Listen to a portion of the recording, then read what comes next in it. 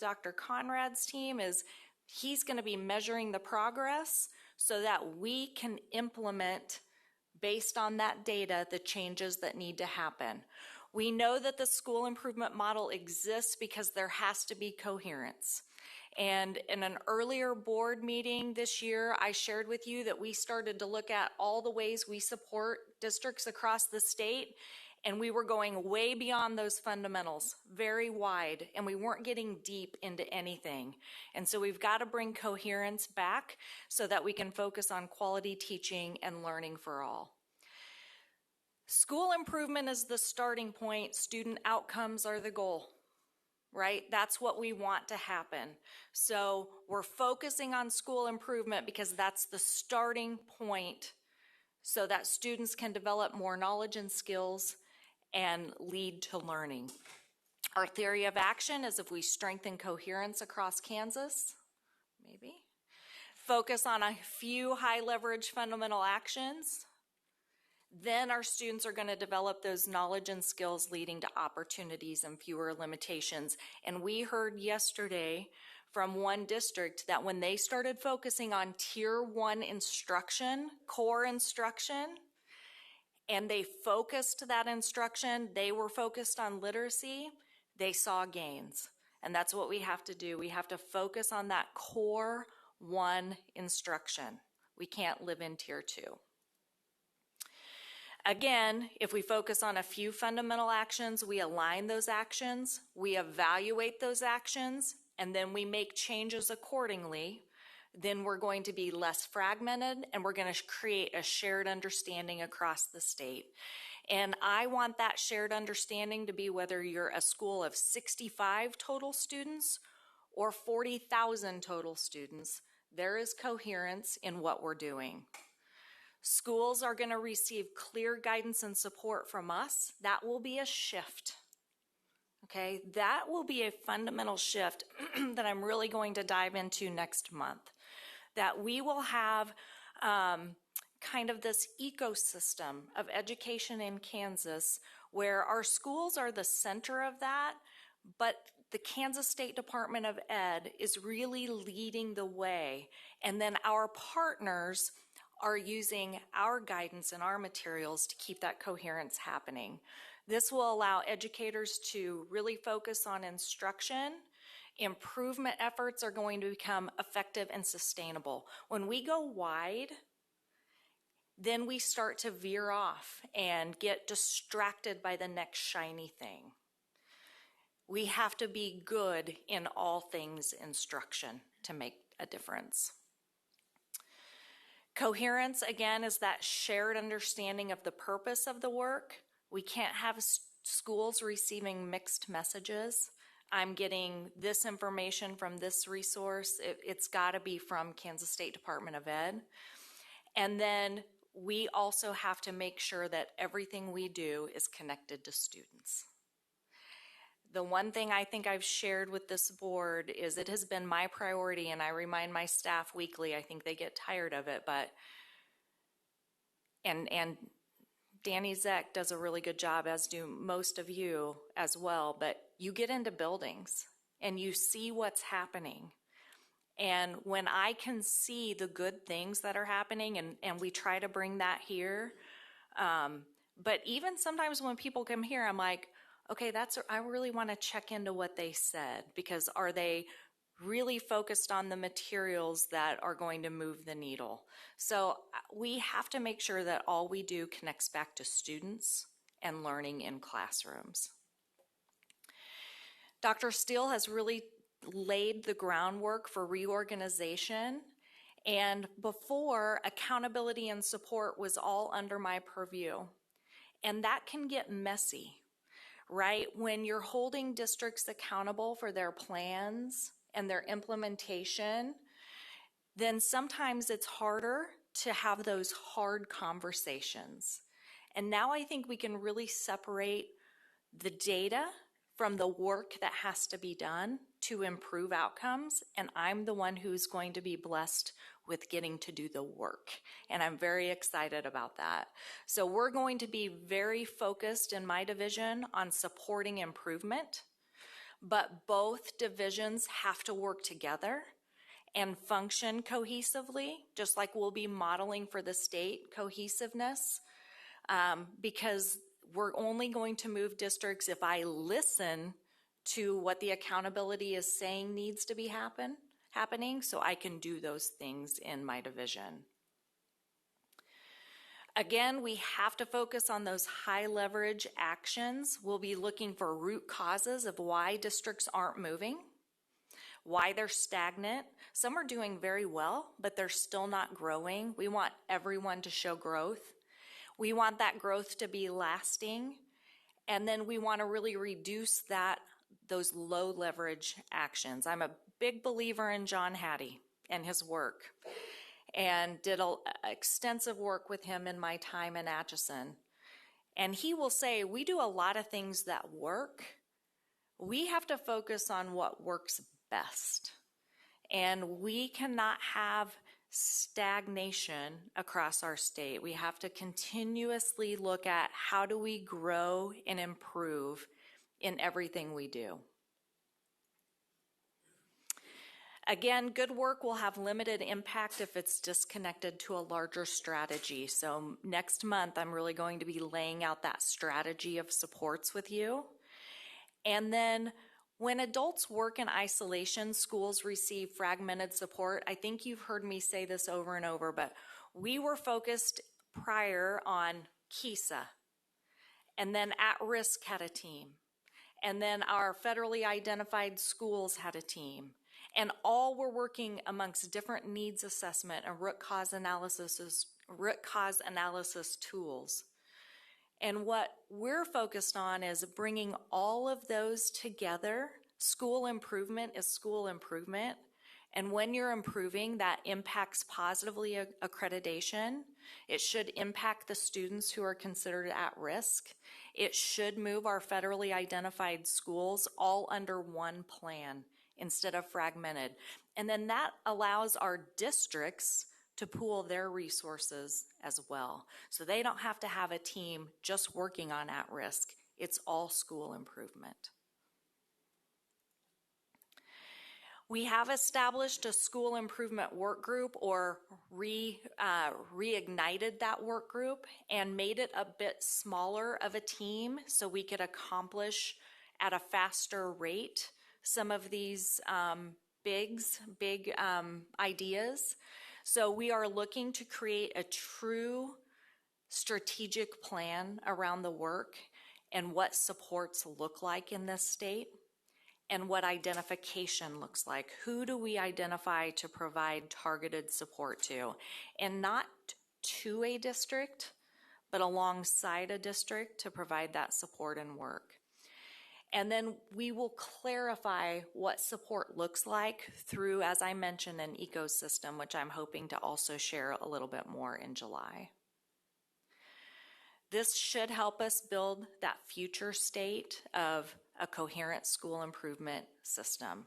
We want a shared understanding of what school improvement is. I heard someone say yesterday we need a definition. We have a definition, so I'll be sharing that with you. We have to have common language across our team, with service centers, with TASN, with any external partner. It all has to hinge around what we see the work to be important. We have to have alignment around those fundamentals and reduce duplication. I heard Dr. Steele say yesterday, and it was one of my favorite lines, we want to know who's working with what schools, what they're working on, and is it working? That is paramount to this system of coherence. Our vision is a clear understanding of supports, transparency around who's providing what, consistent processes, and strategic deployment of resources. It shouldn't be that a walkthrough tool is used in this district because this partner said it's the right tool, and KSDE is advocating for this tool. We will have consistent and clear tools and resources for all. And again, all of this matters for kids. You've heard me say this a gazillion times, and I still live by it. Is it good for kids? Can we support our staff in making it happen? And are we being fiscally responsible in all that we do? When instruction improves, students learn, they develop the knowledge and skills, and they have greater opportunities with fewer limitations. Again, our adult actions create those conditions. We want better teaching and learning, but our ultimate goal is improved outcomes for kids. Any questions for me before I turn it over to Jay? Thank you. And, you know, as you were talking, one of the things that really kind of concerns me, I hear great global ideas. Then I try to connect those ideas to specifically what steps are you taking? I kind of feel that, and I'm trying to make this make sense because I have so many thoughts going on about this, and I know we're always under a time crunch, you know, when getting into deliberating these. The buy-in is something that I get very concerned about because from a panoramic standpoint, you can say all of this. If you don't have the buy-in, what have you accomplished? And so when I look at buy-in, I'm thinking more from teachers. We put the responsibility of we have to have better teaching, better teaching, better teaching. Why are we not showing improvement? Better teaching, better teaching. And I feel like sometimes when we're putting that burden on better teaching, the message that we are sending out to our teachers is not very encouraging. It's always saying, you can improve, you can improve, you can improve. And I know that we have so many teachers out there that are working their hearts out, that are doing everything they know how to help move that needle. And I would love to see more shared responsibility, not put all of the burden on. If we had better teachers, we have some great teachers. And I don't like sending out the message that, well, if we had better teachers, everything would be great.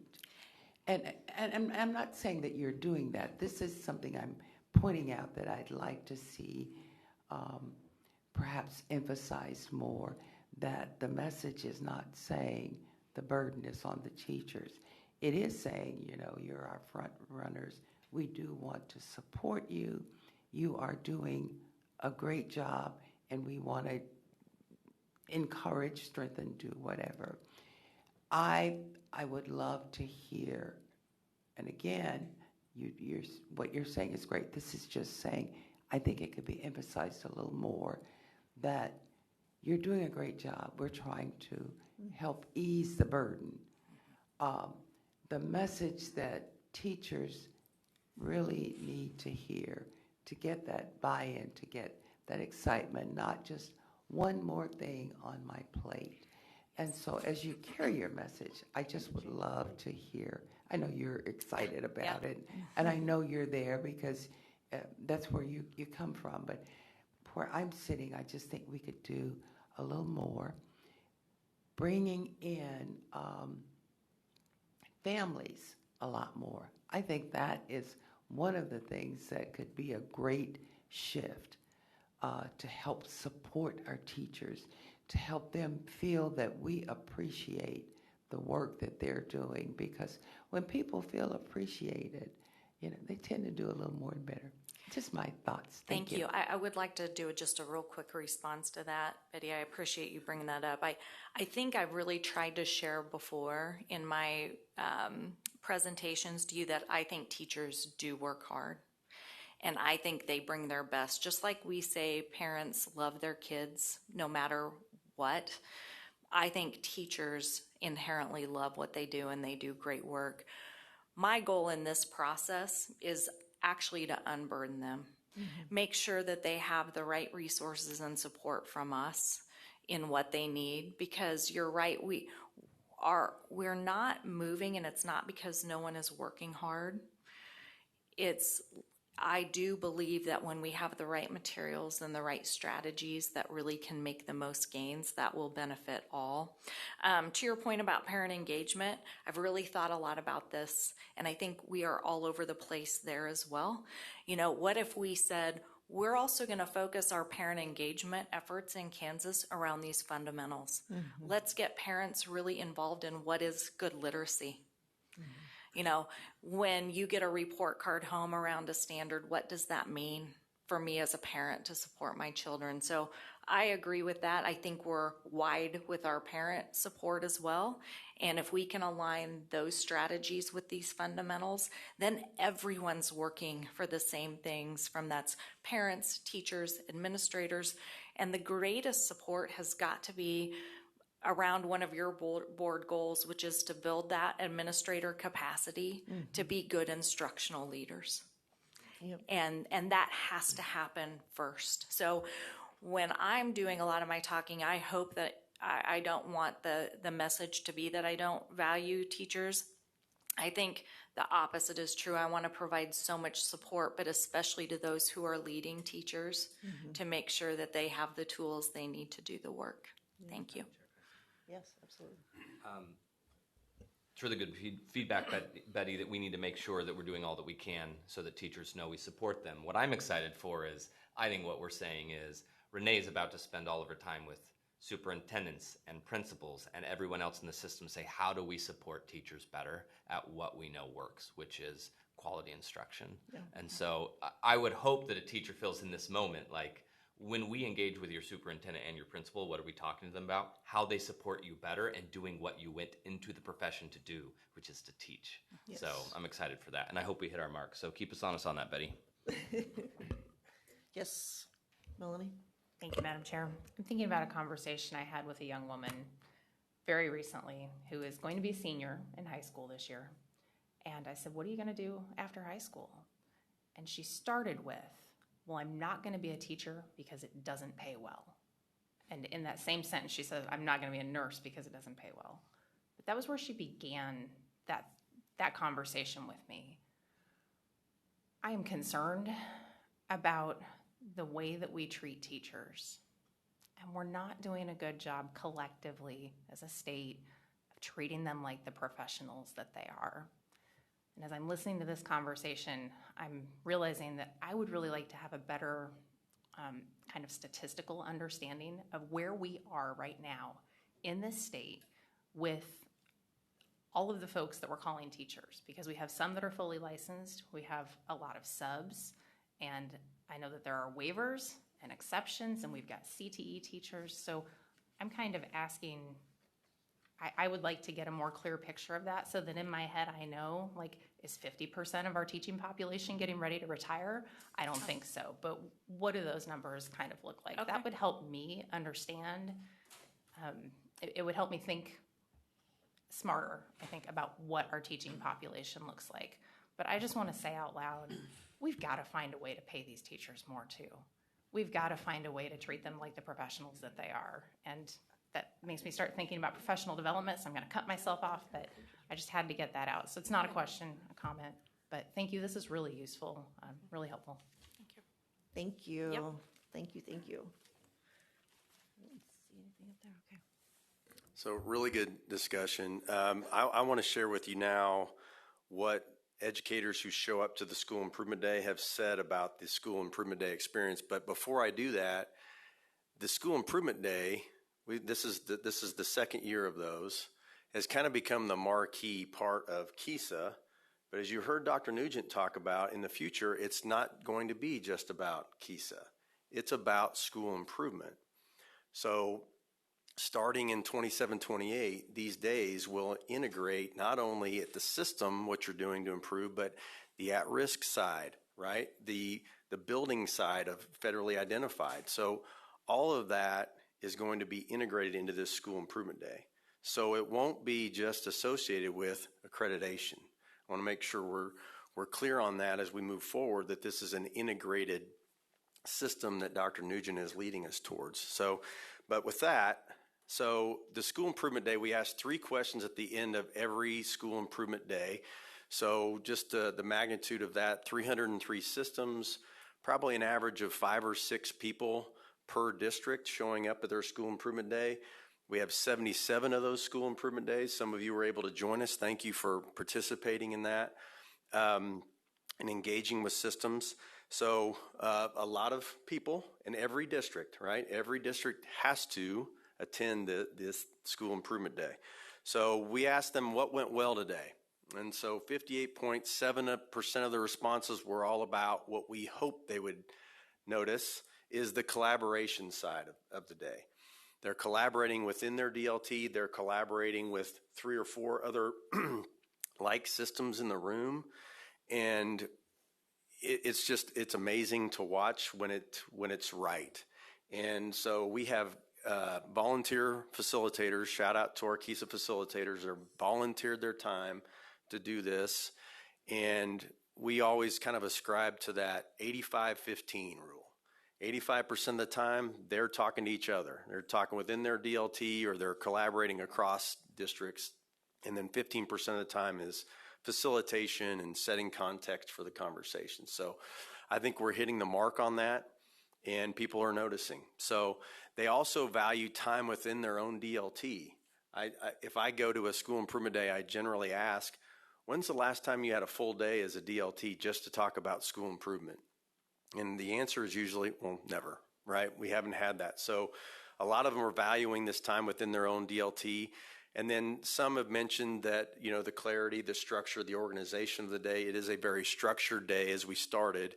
I think the more we get into it, we're going to shift to maybe more unstructured time that systems can use during this day. Always interested in this one. How can we improve? There's always room to improve. Systems are asking for more dedicated work time as a DLT. So we have, again, it's been a highly structured day from start to finish. I think as we think about it, I'm going to kind of talk you through the objectives that we have for next year's school improvement day. We're going to build in more time, especially in the afternoon, for systems to do more just within their own DLT, less unstructured time, or unstructured time. Logistics, always something that if that's what they're listing for can be improved, that's not a bad thing. My favorite one was a snack bar in the back of the room. I've challenged our service centers with that and any schools that are hosting, so schools can host this next year. But anyway, so that's a little bit about how can we improve the day. This board definitely understands how important having a snack bar available Yes. is. And shout out to Greenbush South because they have a new pop machine there in the hallway. So they have thrown down the gauntlet on that one. Just other things, positive reflections, appreciation for the day. Again, reaffirming that collaborative feel. I know you can't generally see that, but I think I can move it. Yep. So you can see a lot of positivity, but also, you know, we let them know at the end. We want to know the good, the bad, and the ugly before you fill this out. So please continue to help us move this work forward. Any questions, comments on the school improvement day, the feedback from systems? Yep. Ms. Betty? Thank you. Okay. This has probably been one of the most confusing kind of things when you say school improvement. And it always is, what are you looking at to show that it's improved? And before we were looking at graduation rates, I mean, it depends on what sector you're from that's going to identify if you're showing improvement. And I would love if there was some kind of consensus, because for legislatures, improvement is test scores, assessments. For educators, graduation. For students, it might be, again, like you said, maybe better food in the cafeteria or the soda machine. And I think part of the problem that we have when we talk about school improvement is getting that common thing that we as a state, the state, can get behind and say, this is the goal. And that may be something that's impossible, because I know I'm talking about so many different sectors. And it bothers me when, for the majority of people, improvement means moving the needle on assessment scores. So, Go ahead. I don't mean to cut you off if you had other parts to that, but this is just the feedback from the school improvement day experience. So Right. this would be like Frontenac at the end of the day. They had 7 or 8 people, and they answered these questions just about the day. Right. We have defined school improvement in Kansas. They're the 4 fundamentals. So that's defined, and the outcomes as I stand here today, the outcomes that we're looking at evaluating for that school improvement side or for accreditation are graduation and state assessments. So we do have those things clearly delineated. Now, as Dr. Nugent talked about, we have support and we have accountability. I would put the school improvement day under the support category, right? The accountability are the CAP scores, right? Graduation. Now, as Dr. Conrad comes on, they're going to take a look at what we have set, and they're probably going to have some recommendations on what those outcomes should be and how we should look at those. So, but I do feel like we've got those things clearly delineated. And what I'm saying is where it is a more meaningful, we sit and we talk about quality education, school improvement day. When we look at that, what does it actually mean to all of the stakeholders? We have students, we have families, we have educators. I am just saying that for me, I would love to see education more, and this might be a conversation that we would have at another time, but when I think of School Improvement Day, I'm wondering from a standpoint of the parental, the family input, not just student input, not just teacher input, but those kinds of things where they're showing a buy-in to improvement. Even from what went well today, if that could be more of I'm trying to say something that's widespread, something that we can buy into, where it's more of a public kind of thing, that we're actually getting Kansans on board with education. So mine is talking about every vehicle that's possible, to use that in a way to get more buy-in. It's not necessarily criticizing the vehicle, but how can we use that to get more buy-in, to get more people thinking about what we're doing and how we're moving it forward. That's all, just from that perspective. Melanie? Thank you, Madam Chair. I just want to say that I have really enjoyed the school improvement days that I've been to. They are magical. Getting to watch these things that you're talking about, getting to watch that happen in person as the districts meet with other districts and get to share ideas and frustrations and solutions is a ton of fun. My question for you is, can you help me understand? I've only been to some of the big ones. What does it look like for some of our smaller districts that are, well, they're small, they don't have a lot of admin at the top, they're spread really thin, they just have different resources. It's harder for them.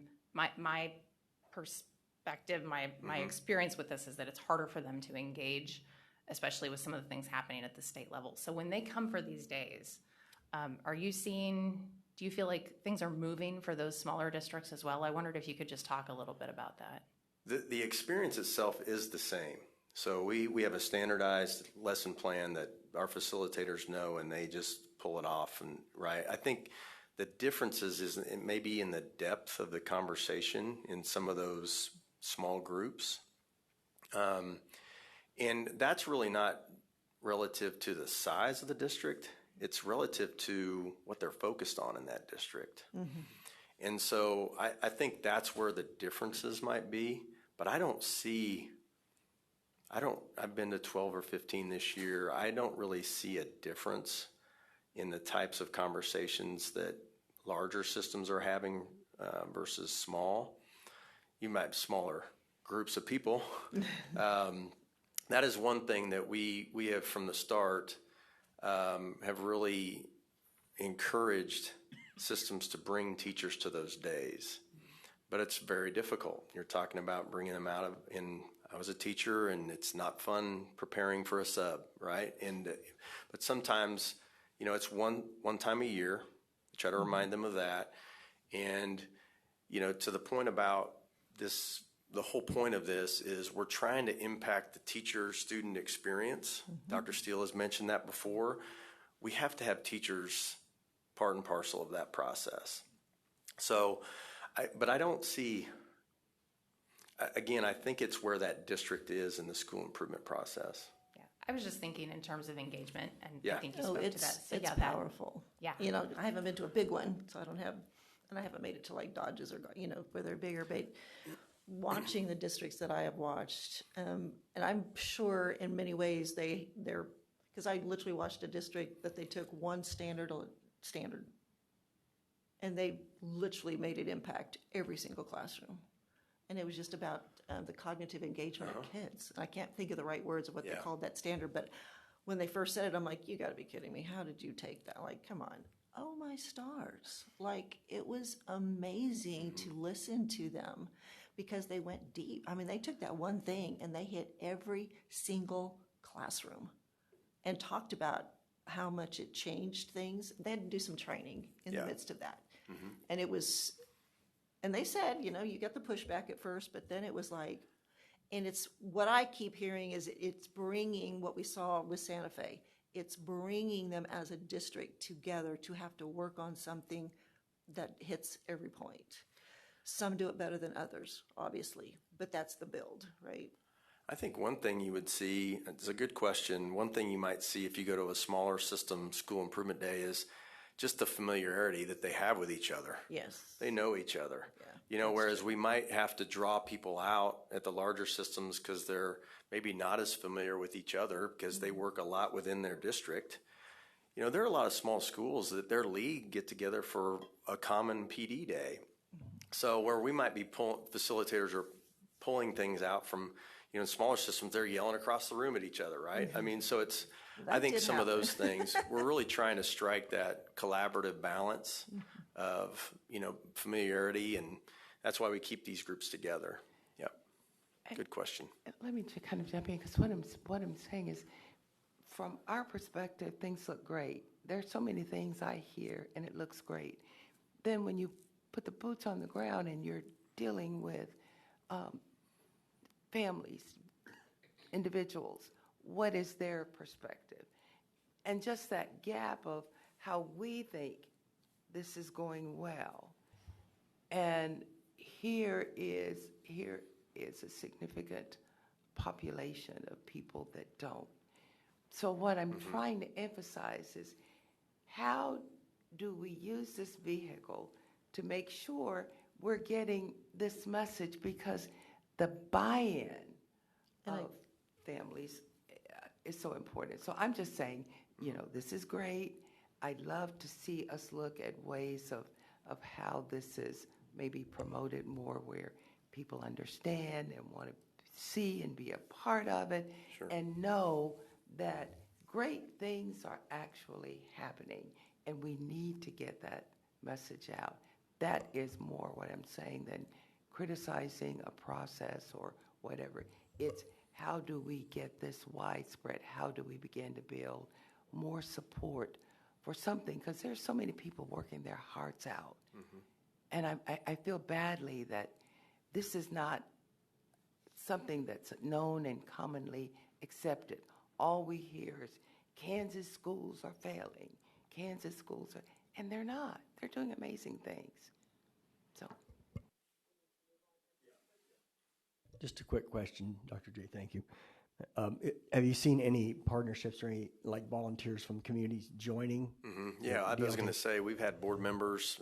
People have brought their local board members to meetings.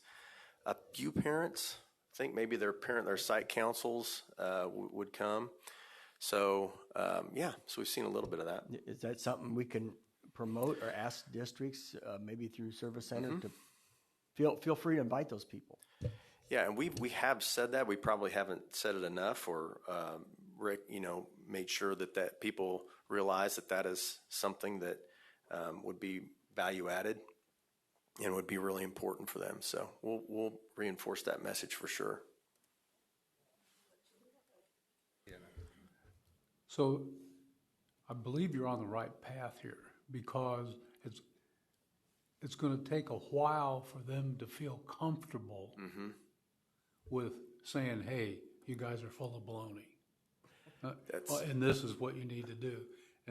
And based on my years on local board and stuff, a lot of the teachers feel like the organization puts a thumb on them, so they're afraid to say things. And so you're headed, and it's going to take time for them to feel comfortable voicing things that would really help the children. That is such an important point.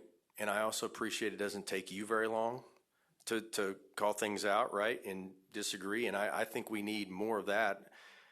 Too often we are Kansas nice. And I think that's an important piece of this, is developing relationships so that when a system is standing up in front of their peers and saying, we did this, that the people listening can actually identify holes in what they're sharing, right? And I will say, and I think I've shared this with the board, we did have a few systems show up unprepared, and it was embarrassing for them. I think if you ask them at the end of the day, it was something that they don't want to have that happen again. So I think that internal accountability within these groups and relationship is a really important point.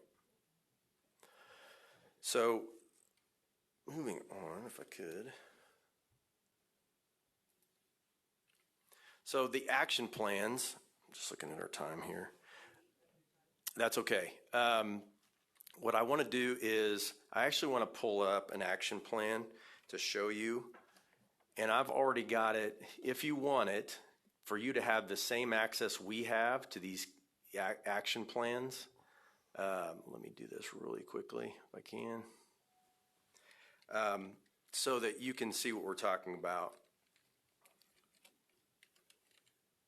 Can I say, on Betty's thing about families, and that's another thing too, somehow we have to make sure the families feel comfortable voicing things that they see that might help the school districts too, without their kids, because that's the thing that I hear more. Well, my kid's going to be, I don't want to say anything because my kid, something's going to happen to my kid, or they're going to come back on me. So we have to somehow, with the family thing also. Did I make sense? Or For sure. Something that's not making sense is my password. And I'll go back to Melanie's pay too, since I've been thinking about that. So we need, one thing I would say, we need to do away with collective bargaining. And we need to pay, being a business guy, we need to pay differently. Yeah. And that, yes, I'm a merit pay guy, but collective bargaining needs to go bye-bye. Yeah. So I apologize. I will try to send an action plan out to you all. This shows the beginnings of it, that this system has identified standards alignment as their fundamental focus, professional collaboration as their structure, right? And then what you're not seeing, we also ask some questions. Why is this the right action? What's your current data that's leading you to that prioritization? What you're not seeing is like their measure of progress that they pick for a 6-month target and a 1-year target.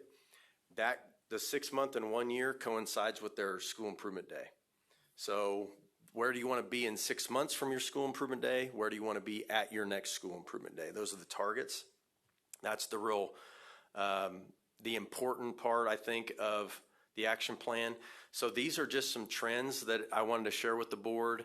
We don't have every action plan in yet because we had some systems that had a late April school improvement day. Jim, you were at one of those. So they still have time to submit their action plan. We give them 60 days after their school improvement day.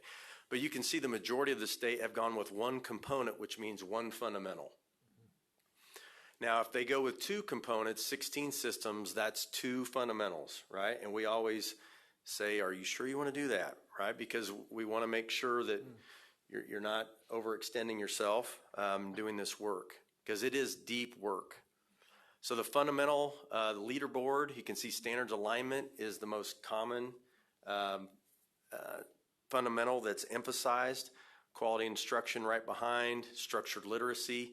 Last year, a little difference. We had a little bit more structured literacy, a little less quality instruction, and now those are kind of reversing a little bit.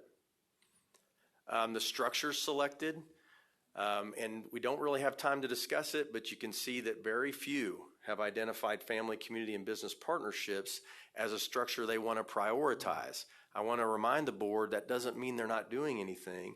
It just means that that's not highest leverage for them. So, but you can see professional collaboration, professional learning are definitely the most common structures. So this is a very busy slide. Try to move this. But this shows if you choose structured literacy as a fundamental, the structures that systems have chosen to do that work. So the most common action plan is standards alignment as the fundamental, and that 89 is professional collaboration. So PLCs. So a lot of systems, maybe they're aligning curriculum during PLC time. Maybe they're aligning instruction, standards, right? They're clear on standards in the PLC. So we could talk a lot more and dig deeper into these, but I'd rather just give you access and you can kind of take a look at these when you get a chance. And I did want to say, Santa Fe Trail was a perfect introduction to this talk this morning. And Mineola was great too. That teacher was phenomenal. But what you heard yesterday from Santa Fe Trail is the implementation of action. And you saw it. That's, to me, that's the key piece to this, is you're actually seeing how the bread is made, right? And those are great times for systems to come up and talk about at a deep level, this is how we're doing it. And so I think that's a really important piece. And the other thing I want to say is Carrie Mugridge, you heard her say it, their teachers are looking forward already to the next school year. When's the last time you've heard that? Mm-hmm. And then you cross-reference that with what Member New said about teachers don't show up for money. They show up because they know what they're doing. Mm-hmm. When we get to that point, when teachers know they've mastered these fundamentals, a lot of these other things, parent engagement, behaviors, those are going to get better because teachers believe and they have efficacy in what they're doing. That's a key piece of this. Mm-hmm. The school improvement day for next year, again, in 27-28, it's going to be not just about KISA. It's going to be an integrated model, support and accountability. Systems are going to do what they did this year. They're going to stand up in front of their peers and they're going to share out, this is how it went. And that's much different than putting it on a piece of paper and sending it into KSDE. Mm-hmm. There's more accountability with that. So we believe in that. We hope that those conversations, those share outs get deeper. As Dr. Nugent talked about, some started very wide and an inch deep. We need to go a lot deeper. And people in the room, facilitators, we're focused on getting into the depths of that implementation, which is a real challenge. And if I can say just real quick, you watch the other districts force them into that with their questions. Yeah. It's like, yeah, but what did you do here? What did you, and I'm like, you know, so you see that back and forth thing. And some of it's just the time crunch. So it's in the questioning that you kind of dig into some more, but you hear the thinking processes, and it's fascinating. Yeah. And so after those share outs, what we'll do differently this next year is we'll actually have them in small groups talking about implementation and going deeper into successes and challenges. Sometimes people left the share outs with, I wanted to ask this question, right? So we're going to allow that opportunity after the share outs for them to go deeper in small groups. And that's the morning.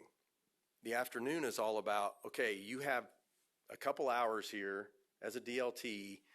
We're going to walk you through some implementation science. We're going to talk a little bit about, have you do a little bit of a needs assessment, but really have them go deeper and use the time that they have to fit whatever they need, right? In the afternoon, we were pretty structured with collaboration. Those things, we're going to open that up to systems and say, you've got time in the afternoon. I do have Michelle that has a question or a comment. Thank you, Madam Chair. So I'll just double down on what Betty had talked about earlier on. I'd like to see the growth of family engagement. I'd like to see that grow, because if you have the buy-in with the parents, with their local schools, they're going to be probably more engaged with their local board. They're going to be voicing to their locally elected officials. The feedback is going to be there because the parents understand what's going on in the school. They'll see, like you were saying, some of these schools are rocking it. Well, as a parent, I feel like my school rocked it. They did what they were supposed to do, and they listened to me as a parent. And I feel like if more people, you're seeing failing schools, well, what are you doing with your own child if they're failing? Are you supplementing things? I just like to know, like to hear from some of these parents that feel like the schools are failing them. What are they doing with their own student in that school to improve anything, to improve something with the school? So I'd like to know if the parents have the buy-in and that grows, that's going to get better feedback locally. They won't feel like they're being gatekept from the state on everything. It's going to be locally driven and responsive to the local parents that have their children in that school. That's the important, in my opinion, that's the most important stakeholder. There's a lot of stakeholders out there that feel like that we need to be responsive to them, but the parent with the kid in the school is the most important and should be listened to. And if they feel like their school is doing everything, you may have to supplement a little bit here and there with their student because they want more from that school. That's where the local is so important, and the local changes everything. It's like, so that buy-in with the parent, that needs to be, that span needs to be huge on those graphs, because they will tell their local elected officials or their local school board if they can vote for them. Now, if they're living in a different city and their kids going to a different school district where they can't vote for their local school board, and the local school board that their kid is going to is going to be receptive to them because they can't vote for them. They can't vote for the bonds. They can't vote for a lot of things. I think it's that the local thing. I'm just going to say it over and over, is so important. And that's the message that needs to get out there, in my opinion. Thank you. Thank you. Okay. So, go ahead. Sorry. And so, Jay, you said a couple things there, Betty and Michelle and stuff. So we need to encourage school districts to bring parents to school improvement, and also somehow get the local board members to come to school improvement, because that would help with culture and everything else. Yep. We will reinforce that for sure. Okay. So in July, Okay. For the board, we have an ARC meeting. The Accreditation Review Council meets tomorrow, and they're voting on the accreditation status of every district in the state. So I'll bring back in July the ARC's recommendations for accreditation to the state board. That'll be received in July, act in August. We moved that up. It's from last year. We did August, September. So we'll do July, August with that. And then after this, I'm headed over to the docking building. We're meeting with the special purpose schools on that life and employability skills assessment that we brought a couple months back. So I'll bring that back to you in July, as this is the group's final version of that life and employability skills assessment and how we're going to administer that.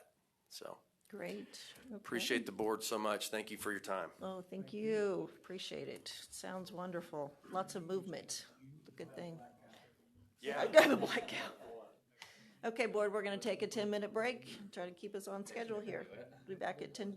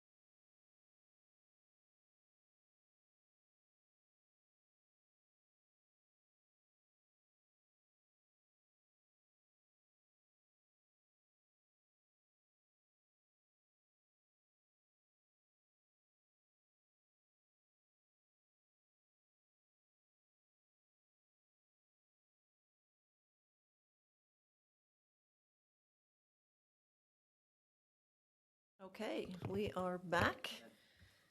Well, looky here.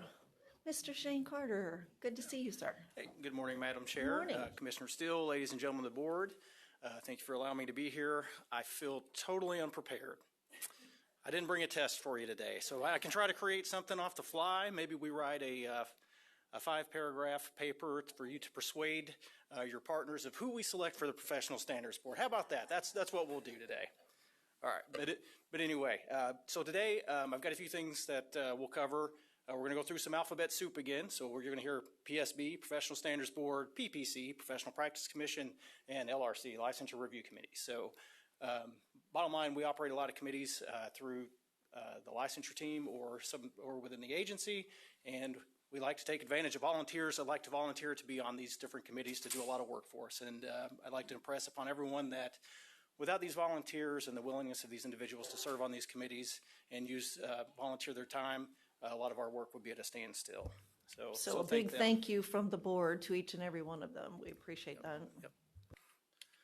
All right, so before we get into the Professional Standards Board current composition, I just wanted to highlight again the statutes and the regulations that cover some of these committees that we'll talk about today.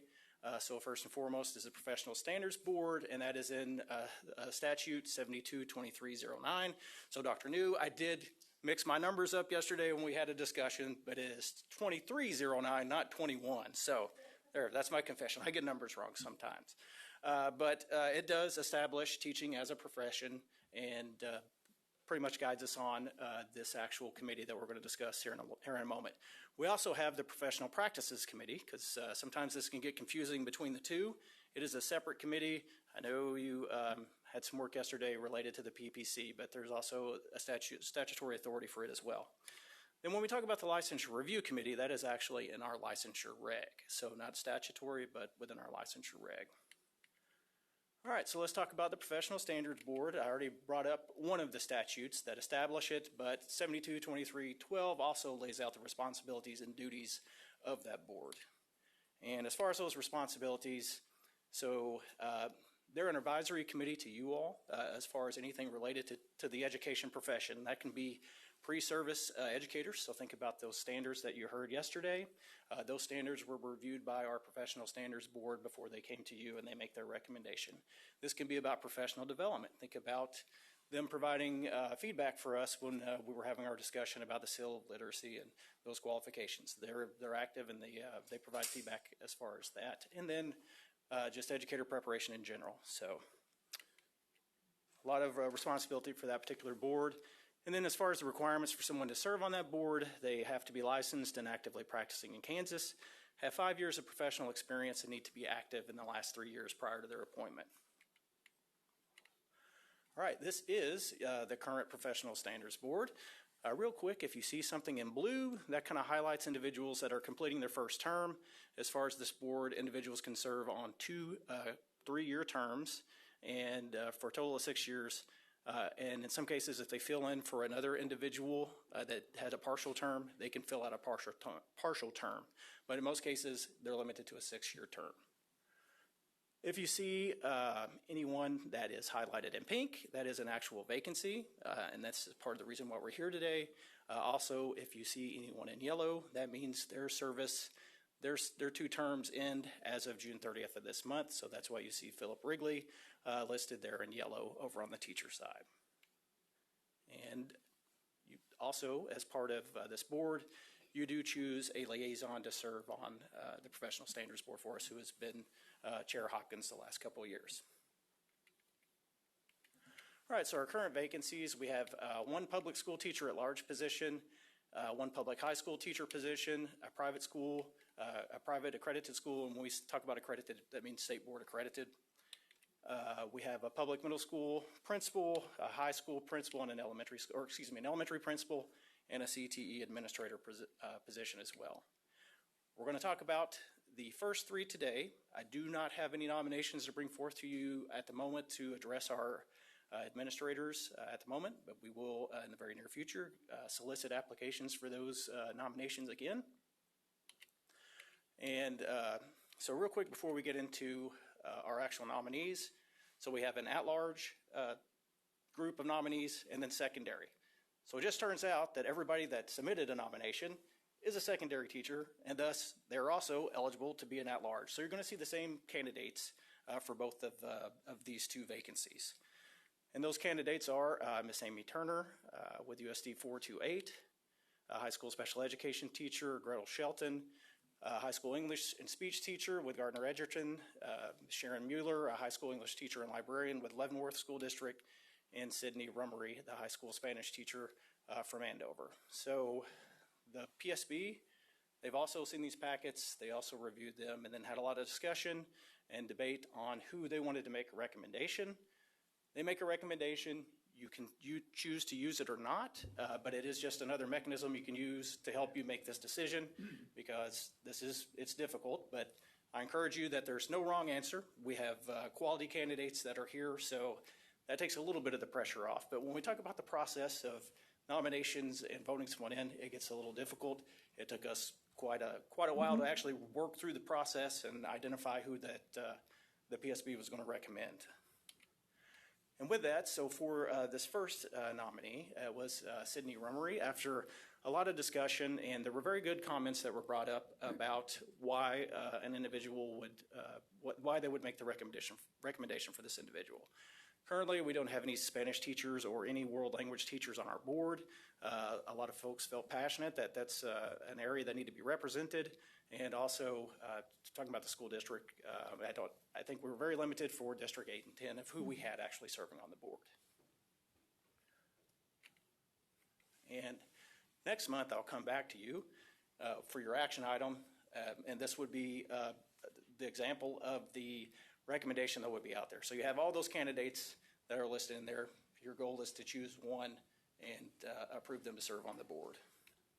And that's for the at-large. So our nominees, once again, same people, same group, because they all qualify for this position as well. And then once again, a lot of debate going back and forth of who should serve on this. And we came to the group came to the consensus that a English and speech teacher needed to be represented on here with a lot of the changes that we're working through as far as structured literacy and changes in requirements for licensure. So this was the other individual that the Professional Standards Board recommended.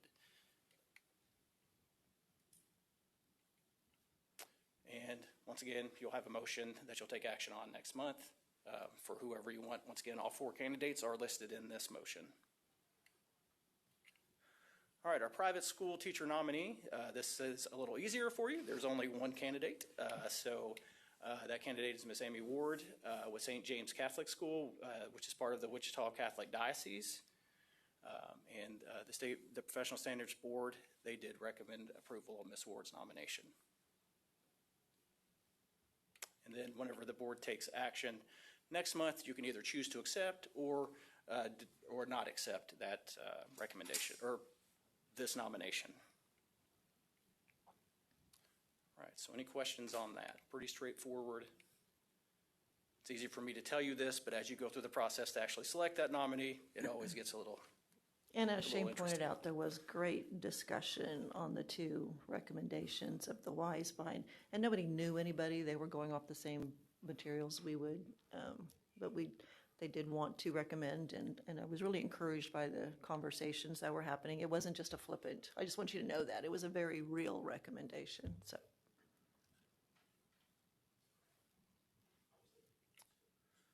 Okay, then once again, I said those administrator vacancies I brought up earlier, we don't have nominations for those packets at the moment, but we will request those again, and as soon as we have them, we'll bring them back to this board to make a decision.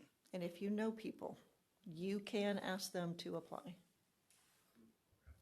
I hope I didn't miss it. Did you tell us what avenues you use to get the word out? No. Yes, so within our Professional Standards Board bylaws, we have a set of different organizations that we solicit nominations through. So a couple for the teachers are KNAE, K-A-N-A-E. For the private school administrators or public teachers, it's through the CARES organization. For our administrators, we go through USA Kansas and their umbrella with all the different principal organizations as well to request those. And sometimes it could just be a disconnect of what we do is we identify them, send out notice, and then there's a link to our survey, which is our application. So sometimes people experience issues with our application, I think, or they get, they're very busy, so they forget that they actually have to finish out the application and apply. So I noticed there's no QR code on your slide. That's all. Thank you. well, a QR code, what is that? Is that some technology we should probably use? I got you. So we'll have to embed that in there next time. Okay. Any other questions, Madam Chair? I don't think so. I think we're good to go. Okay. Well, this will go ahead and be my 2-minute warning to Scott Gordon since he's on here with me next. So if he can, start moving this way. Anyway, so the next piece we're going to cover are the nominations for the Licensure Review Committee. Once again, another committee that does a lot of work, and I will speak, well, I'll wait till the slide comes up.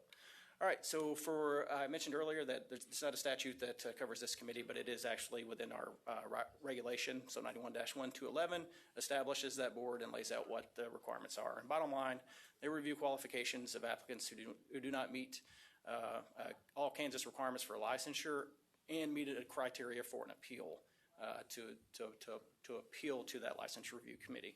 A lot of this work has changed over the last few years with, once again, Statute 483406 and the Interstate Teacher Mobility Compact of what this board used to review.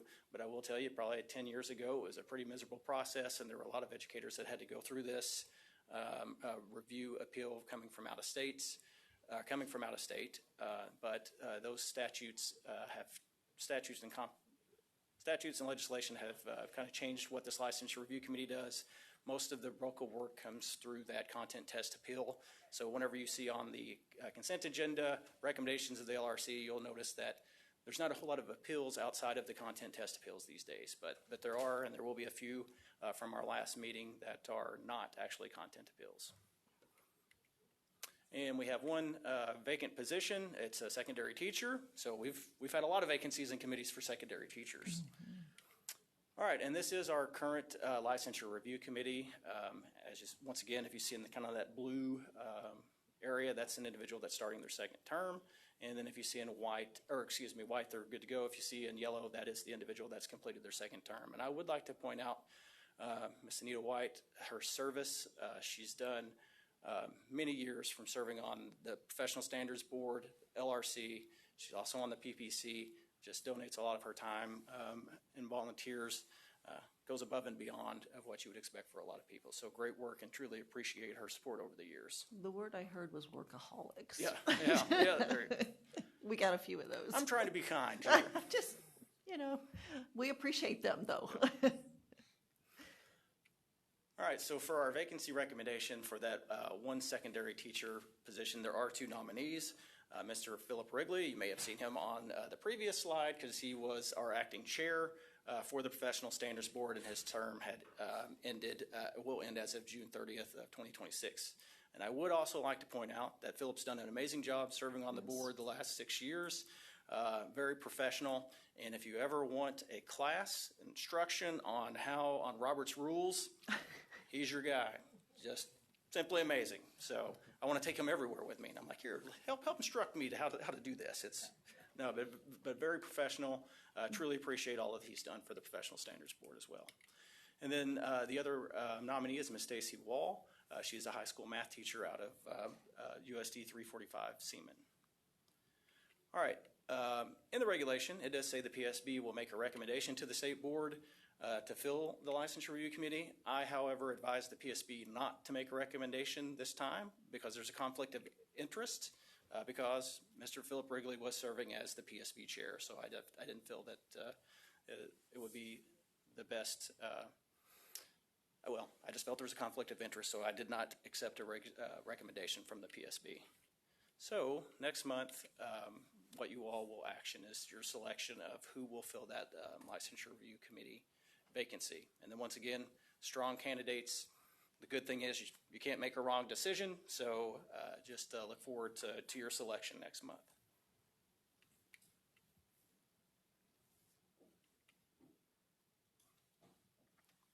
I can go back one. Any other questions for me? Anybody? Okay. I think we're good.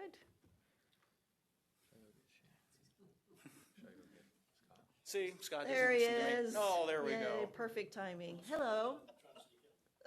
No sneaking. We're ready for you. So up next on our agenda is the action item on the Code of Ethics for Educators that Mr. Gordon and Mr. Carter brought to us last month. Hopefully you were able to look over that.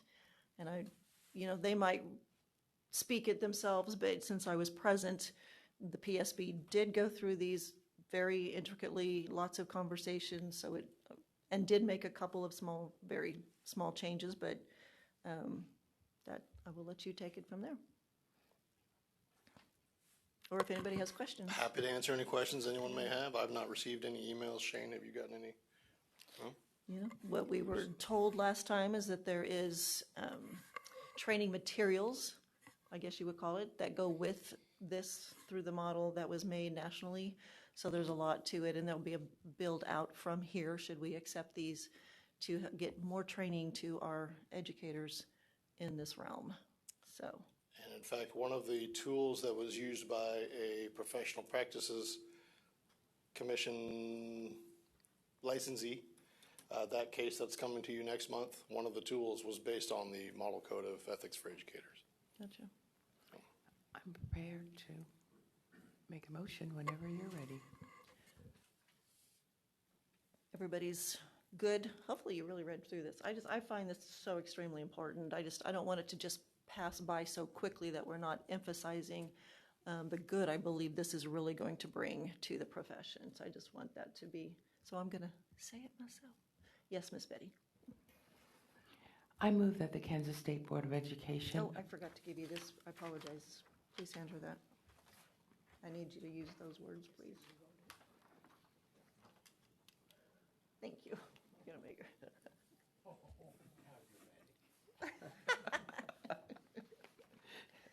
I move that the Kansas State Board of Education formally adopt the Kansas Code of Ethics for Educators as recommended by the Professional Standards Board.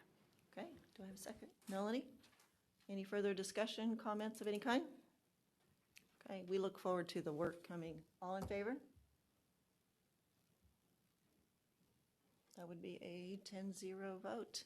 Thank you, gentlemen. Truly, Mr. Gordon, I think this is an exceptional thing coming before us. So. Thank you all very much. All right, thank you.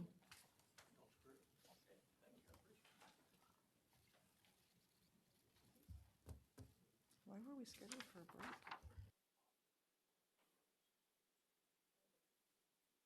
We don't have Frankie yet, so Oh. Okay. Feel free to talk amongst yourself for just a moment. We're ahead of schedule, so we will get Dr. Harwood down here and keep moving. If you do need to take a break, I feel like we just had one. Okay. We will take 5. How about that? Go ahead. We'll take a 5-minute break and get situated for our next item.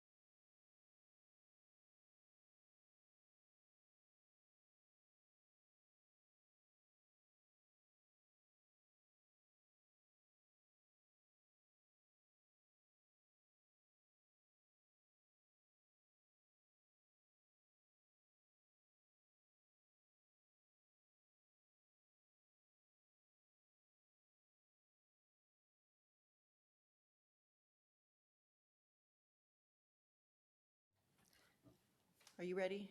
I was hoping John would be back in here. I was going to say, where did he go? Okay, sorry about that. I should have We can asked get started, first. and he can take over, yeah, so. Okay, we are going over budget options. I'll let you take it away, Dr. Harland. You got it. All right, so John is going to go into a little bit more detail with this, but just to let you know, so every year in June, you start with budget enhancement requests as a receive item, and then in July, you will approve those. That's because we're actually going to be talking about the FY28 budget. So you have to be thinking about next year's budget, actually 2 years from now's budget, because this is still technically FY26. In July, you'll approve enhancements for FY28 in the first month of FY27. So yeah, you have to be thinking down the road when you start thinking about all this. In preparing for this, we had a request from the chair to do a little bit of a kind of a once upon a time to kind of start with all the parts of what this means. And so Dr. Hess is going to take you through some of the process that he goes through in building the budget. And just so you know, our budget is about 600 pages long, if you'd ever like to read the whole thing. He's not going to go through the whole thing, but just how that happens. And then he's going to use the budget for the state board itself as part of KSDE's budget as how budgets get built. So I will let Dr. Hess take it away from there. Okay, thank you very much. Welcome, sir. All right, thank you, Madam Chair, members of the board. So to start, there we go. Okay, so to start, I'm going to start with kind of a broad overview of KSDE's budget in terms of the dollars, and then kind of get into the state budget process itself, some kind of key terms. If at any point you have questions, just let me know. I'll try to explain it to the best of my ability. So, first things first is the KSDE budget is over $6.6 billion approved for next fiscal year. So as you can see, most of that is the state general fund. So that's $4.97 billion, and that is overwhelmingly the state aid to school districts. There's, as you can see, a lot of different other revenue sources, though. So you might see the 20 mills, for example, the school district finance fund, mineral production education fund. Those 4 items are all used for state foundation aid exclusively. So that's other state aid to schools. You have fee funds, which includes primarily the teacher licensure fee fund that we've talked about the last couple months. Then federal grants, and then ELARF is used. It's the Expanded Lottery Act Revenue Fund. It is used for a form of aid to, in this case, actually community colleges, but for capers. So as you can see, that is the approved funding for fiscal year 27, excluding a few other tweaks that have happened since then. But that is how it is broken down by funding. As you can see, for KSDE's budget writ large, it is obviously a very large chunk of the state's general fund budget. Going back to 2020, it started out at 52.64%. During a lot of the result from the Gannon litigation, that number crept up to 50%, went over 50% for a while. But as you can see, it's actually come down over the last several years. And the reason for that is there have been a lot of, the legislature has obviously is still increasing K-12 funding, but at the same time is significantly increasing SGF funding for other areas of government. So the big part are human services expenditures have gone up a lot.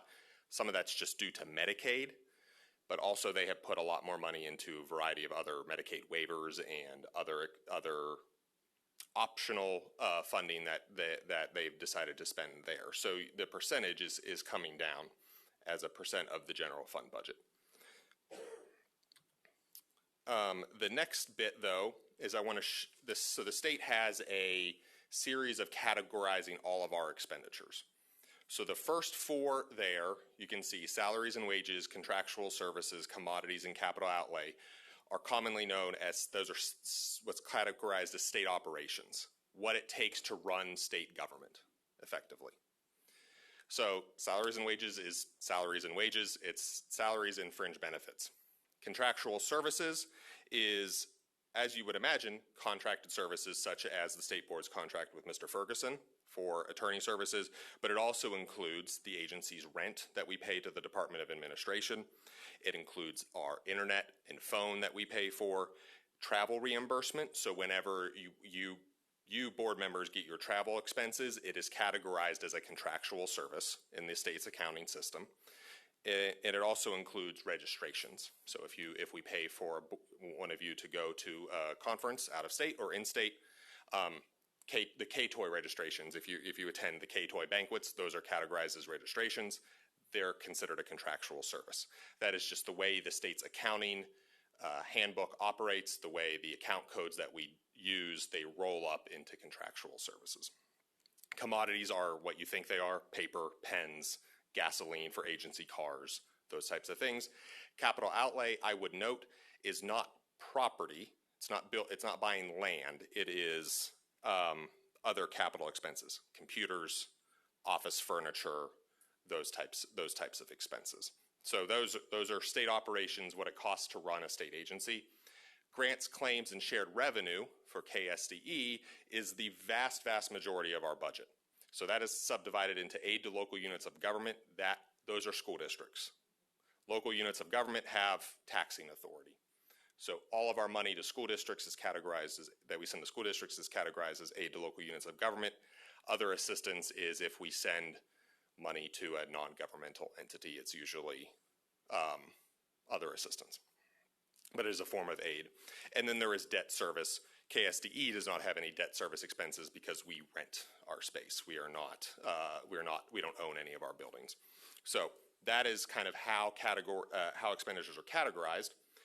And then here you can see, breaking down those dollars that were on the first slide into those different categories. So as you can see, of that $6.6 billion, 6.6 billion of it is aid to local, is some form of flow-through money. So 6.5 billion is to aid to local units of government, and then we send 45.7 million to non-governmental entities. And then state operations is $60.6 million. So that includes operating the state board, but it includes operating the rest of the agency. But as you can see, the vast majority of KSDE's budget is flow-through money that goes to primarily local education agencies and is often governed by some kind of statute or formula. So we don't have a lot of say in where it goes. It's governed by a statute. It's a lot of money, but there's not a lot of discretion in it. So. And John, my understanding is, because like I've heard it said, we don't have a bank account. Like it goes through the Department of Administration. So you tell them how much goes where. Yes. And they're the ones who actually process the dollars. Yeah. Correct? So to get really technical, we will load payments into the state's accounting system, and it will go through a payment cycle process, and it actually will leave the state's bank account 4 business days after we start the process. Okay. So and all the school district payments, for example, are ACH. So 4 days later, it'll leave the state's bank account, which the state shares one giant bank account, and then we'll also deposit the same day in the school district's bank accounts. So we tell them what to do. It goes through the state's accounting system. The state processes those and cuts the check, so to speak. So for next, we take all of those, that $6.6 billion, and in the state's budget system and accounting system, we have to budget all of this in what are called budget programs, which are thematic, every agency has an administration program. It's the cost to administer the agency. And then you might have other thematic type programs. The example, but for us we have a governance of education program, which is the state board. It's the budget for the state board. And then you have all of these other programs. So for example, child nutrition and wellness. The ones on the left are what the budget programs have been for the agency for 15 years. But with the agency reorganization that Commissioner Steele has talked about, we are switching and changing our agency's budget programs to better align with how the agency is structured. So, for example, will you just confirm here? yes. It looks like there's more, which there is, but this is just how we're organizing. We are not spending more. Yes, that is correct. Thank you. There are more programs. One thing that is missing on the old one, because it's kind of a weird situation, is the KSDE has been the fiscal agent for the Children's Cabinet for the past 10 years, and they were a budgetary program, but they weren't really we just kind of did what they told us to do. So there are more programs, but it is all cost neutral. So, for example, teacher licensure you will see on the right-hand side is not on the left-hand side. That is because historically, teacher licensure was budgeted under the administration program. I think, in my opinion, it is best suited to budget them separately, and since we were doing all of these other changes, I took the opportunity to pull them out and budget them separately because that is a core function of KSDE and the state board, and it's not really related to the administration of the agency. So we pulled them out, and they're a new budget program. It's just, what it just means is, if you could look back at historical data, all of their expenses show up in administration. Now they will show up as a separate budget program. So, and this is the same thing, research and accountability, they had their previously expenditures were in, as it's going to end up in three different budgetary programs. They're going to be pulled together into a single program. Implementation and supports includes accreditation and design, Jay Scott's team, which was previously administration and is now being pulled out separately. So what you're going to see is you're going to have the agency's budget is going to have a lot more of these kind of programmatic expenditures budgeted in programs instead of being rolled up into the administration program. It brings clarity from my perspective. I think so as well. Betty? Okay, and I have a quick question, especially on the teacher licensure. And it's because of the revenue source. And that gets kind of confusing for me. The same way if an outside place takes care of our travel expense, but it still shows up. And it's a problem. I can't see how that becomes a part of our budget if the revenue source matters. Am I making sense? Because I'm a little lost there. On licensure, their revenue comes from the license itself, and but it's put into the budget. But when the state board, as an example, travels, there have been boards that I've been on where an outside agency takes care of it. So it's almost like it should be independent of our budget, but it's still built in. The logic is escaping me.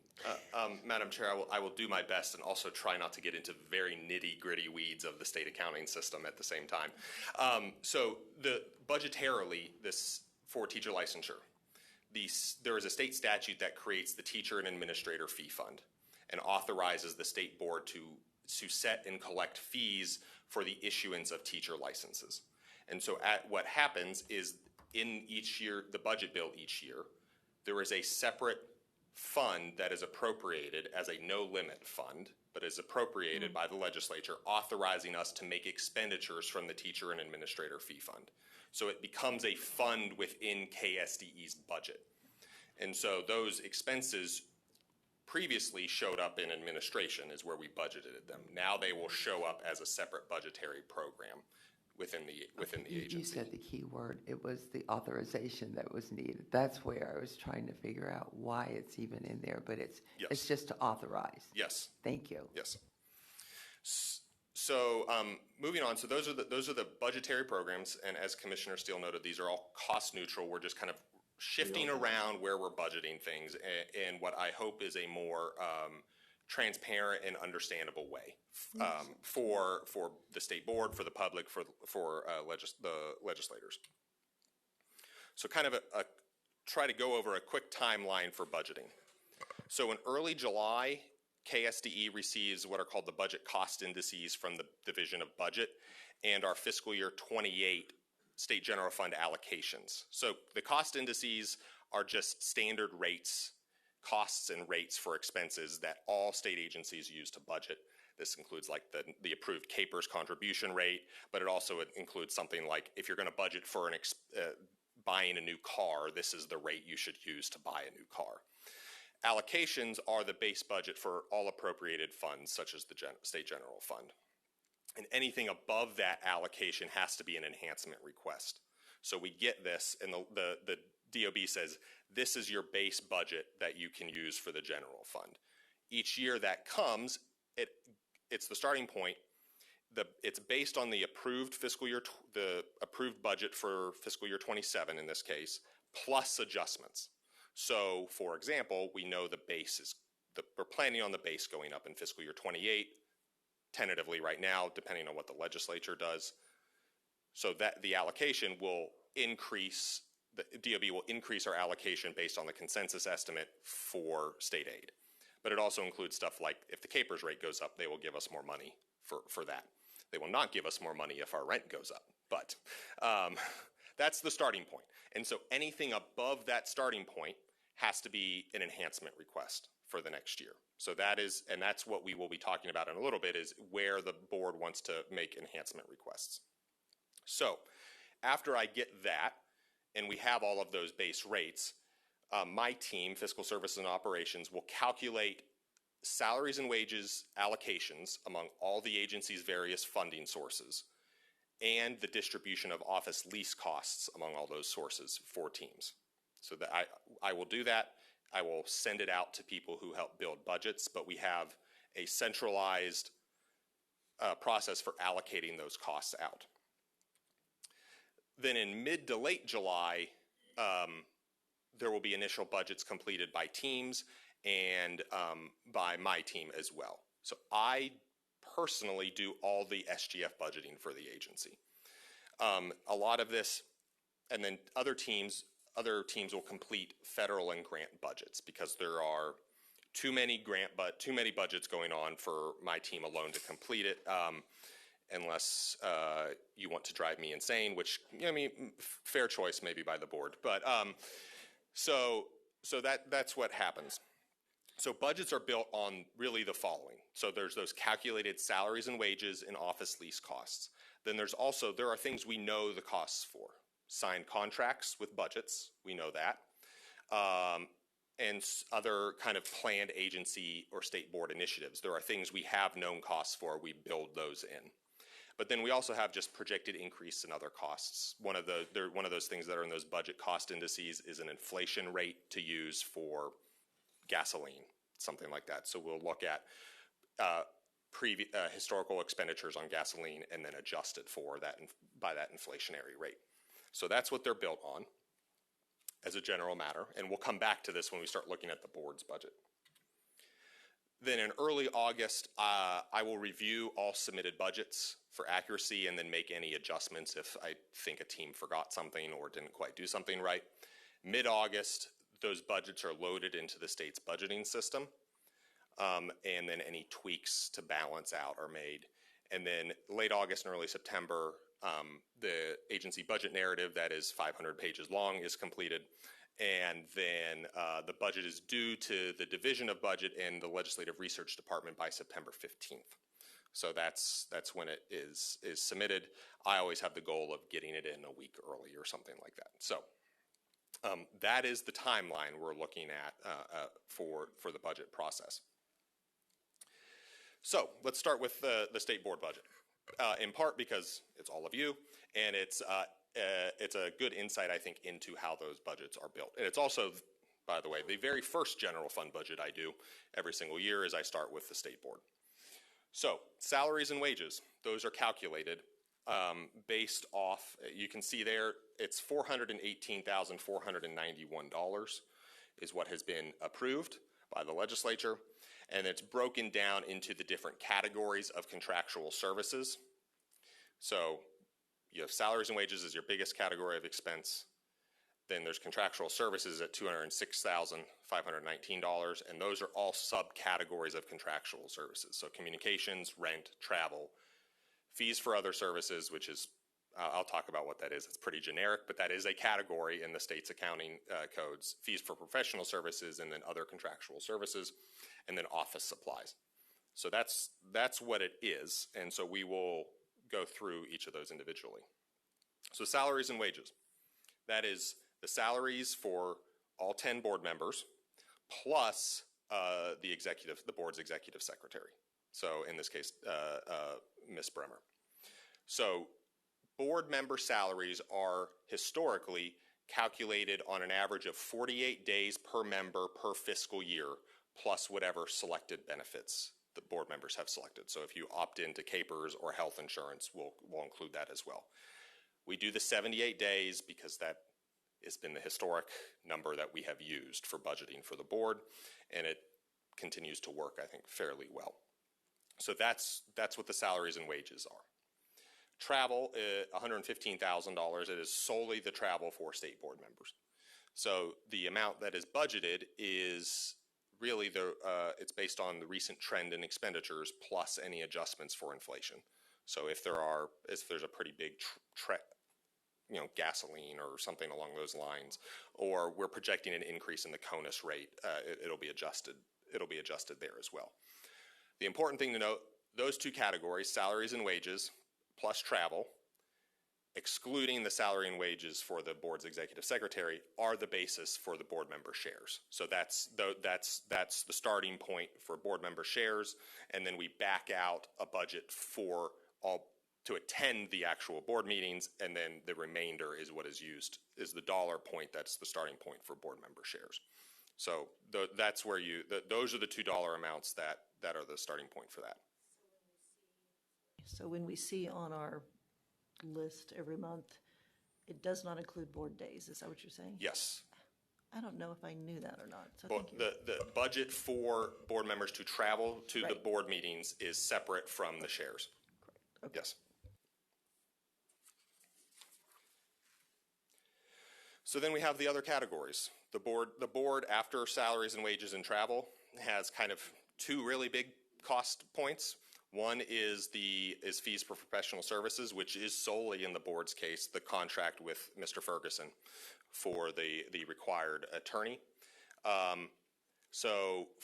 For a long time, that was budgeted at $40,000. It was increased to $45,000 due to the increase in rates for the newer the most recent contract. The important thing about the contract for the board attorney is it's just an hourly rate, a series of hourly rates. It doesn't have like a total dollar amount per year. So the amount needed can go up depending on the usage of the board attorney. So my practice is to keep it what it has been, which is $45,000. If I need to increase it because of a trend in greater usage of the board attorney, I will do so. But $45,000 is the starting point. Other contractual services is the membership dues to the National Association of State Boards of Education. And so that's based off of, I believe we know 6 months ahead of time or so what it's going to be for the next. I will know, because the board's membership is on a calendar year basis, if I remember correctly. So I will know by the time I do the budget what it's going to be next January or after that. So that will be adjusted as necessary. Communications is internet and telephone costs, but also includes some mail. So primarily, this would be Ms. Bremer's internet and telephone costs, because she has a workstation in the agency, and so we'll pay for it from there. But also, if we have internet jacks in here or a wireless point in here, it might also be paid out from the board, since it's the boardroom. Fees for other services is where registrations for state board members to attend K-Toy banquets or other conferences and meetings are budgeted. So you have that there, and then there's office supplies or office supplies. So that is kind of, and a lot of those other expenses where we don't have signed contracts, again, are based off of historical expenditures plus inflationary adjustments. or if the board has a new initiative or something like that and we have to move expenses around, that's how it's built. So as I said, the first budget I ever do is the board's budget, and then after that I progressively work through the rest of the agency's general fund. So that is building the state board budget and kind of a general overview of the budget process. I'm happy to answer any further questions board members may have. I appreciate it. It's just good to know. Anybody comments or questions? I think, okay, Debbie? Hang on, I've got to get back used to this. Okay. Thank you, Madam Chair. Okay, Dr. Hess, on the contractual services, back on the KSDE budget overview, the 34 million. Because I'm kind of learning on this. Does the commissioner alone sign off on all of those contractual services, or is there a second signer? Madam Chair, so if there is the Deputy Commissioner of Fiscal and Administrative Affairs in agency policy is who signs the vast majority of the agency's contracts. So Dr. Harwood does. If the contract is bid through the Office of Procurement and Contracts, it has to be signed first by the vendor, then by the agency, and then the Director of Purchases will also sign it as well. If it is an agency written contract, it is traditionally or typically just signed by the vendor and Dr. Harwood. Oh, okay. And that was my next question is actually I wanted to be able to know that there were 2 signatures on everything, because one of the things I'd like to see is, especially for our board expenses, that either we've signed off on it because of a board vote, or as individual members, if we're spending money, that we're signing off, yes, I did this, or like we send an email to Deborah, I'm asking for this, or to Mark, I'm asking for this council. You have that second basically permission that this is what we contracted to do, so that it's not just becoming something that we didn't take any accountability for. And that's something I would just like to see. I did like better the detail of the core function, your new budget programs, separated out like that instead of just, blanket admin. I like that. And then I was going to just throw out, because this contracts are my thing, but money's really not. I'm kind of visual. And I was going to ask Dr. Still, maybe if when you're doing your commissioner reports, for somebody like me to see these, I think there's 10 items here. Like if you had a bar graph that was like, here's the budget. We filled it with this much money. And every month as we spend it, we can see what are we spending more on, what maybe are we getting close to being exhausting. And so that would help somebody like me, especially like with this investigator thing. Maybe the bucket's this full and we were only budgeting to spend this much of it anyway. But now Okay, I'm kind of concerned how far down are we? Okay, I think so I'd like that kind of feedback. I think that's a different conversation than we're having at this exact moment of that kind of detail, but we can definitely have those conversations. I think Dr. Hess wanted to respond to something.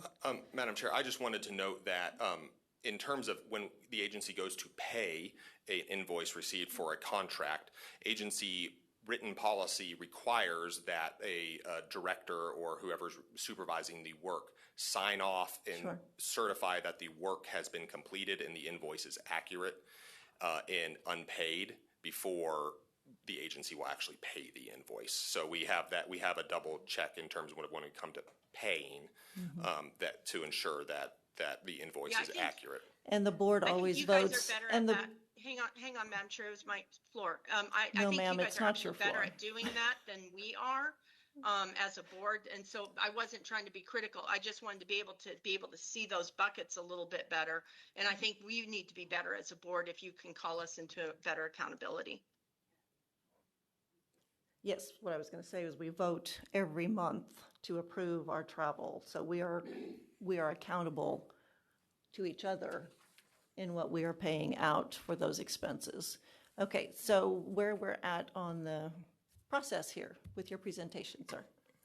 Thank you, Madam Chair. If there are any questions ever about the agency's budget, I am happy to answer them. and address them as best as I can. I know it's a lot. There's a lot of money, and there's a lot of moving pieces with state budgeting and accounting. So I'm happy to address any questions from the board at any point. But I would like to move forward into starting to present the budget option, fiscal year 2028 budget options. So the first couple of things we're going to cover are generally the major categories of state aid that the agency pays out. So the first is the base aid for student excellence and state foundation aid. So on here you can see the history of the base going back to fiscal year 2015-2016. The 26-27 base has been approved at $5,778. That is what is going forward under current law. Yes, that is right. 27-28 is currently estimated at $5,940. Obviously, that is based on current law, and current law expires at the end of next fiscal year, but for the purposes of making estimates, we had to use something. And so the consensus estimates continued forward the current law just for planning purposes. So it's currently estimated at $5,940. That is obviously dependent upon inflation changing, and also the statute could have an impact on that. Those are increases of 2.9% and 2.8% respectively from year to year. So the estimated state foundation aid in fiscal year 2028 is a little over $4 billion, which is funding current law. So there's nothing else the board, this legislature is on track to fund current law, so there's really nothing that the board would need to do at this point for state foundation aid.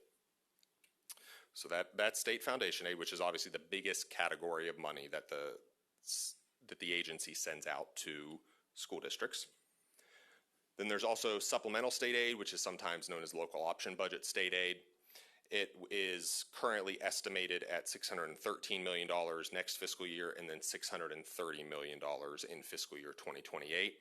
The legislature has been funding this and has been funding the law.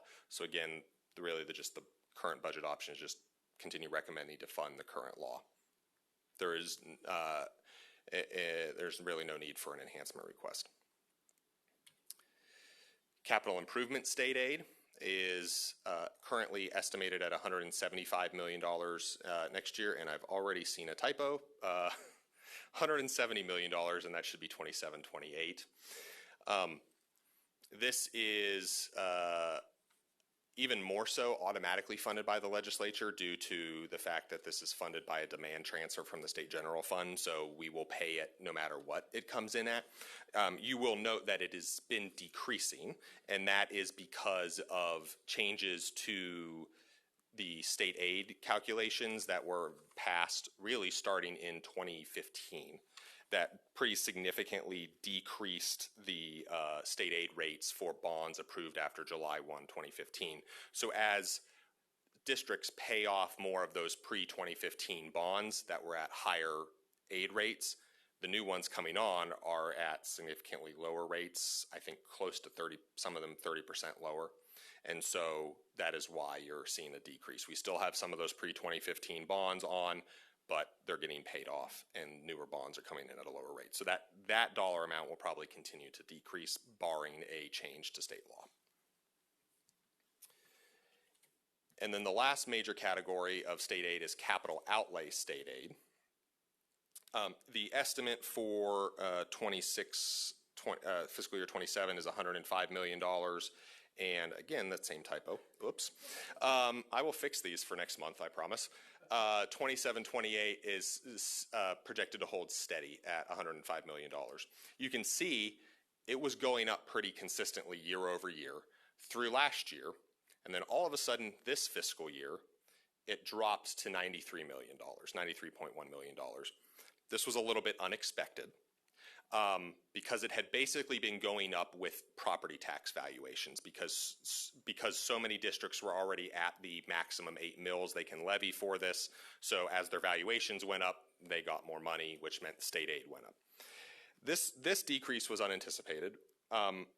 We projected it to stay at $105 million because it was unanticipated moving forward, the consensus estimating group. We think the decrease is due to a couple of factors. Some pretty big school districts came off. They had very small rates, but Olathe, for example, came off and didn't get any state aid this year. They were only at like 1%, but 1% of Olathe's mill levy is a lot of money. So they came off, and we think it's because of declining enrollment and higher property valuations. So the equalization is based off of assessed valuation per pupil.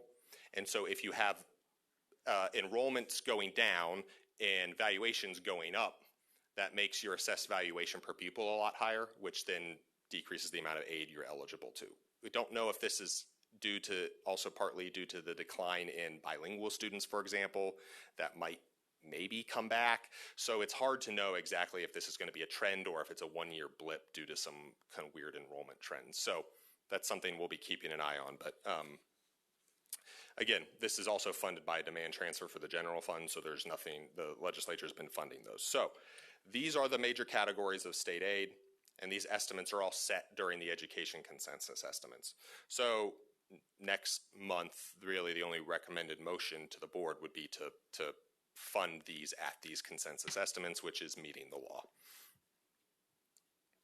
And that is the vast majority of the money, but we also have a bunch of other aid programs for the board's consideration. So next would be special education state aid. And as you can see, this has a lot of data going back to fiscal year 2012, which we were at 86.6% of excess costs for special education state aid. The statute says it'll be funded at 92% of excess costs.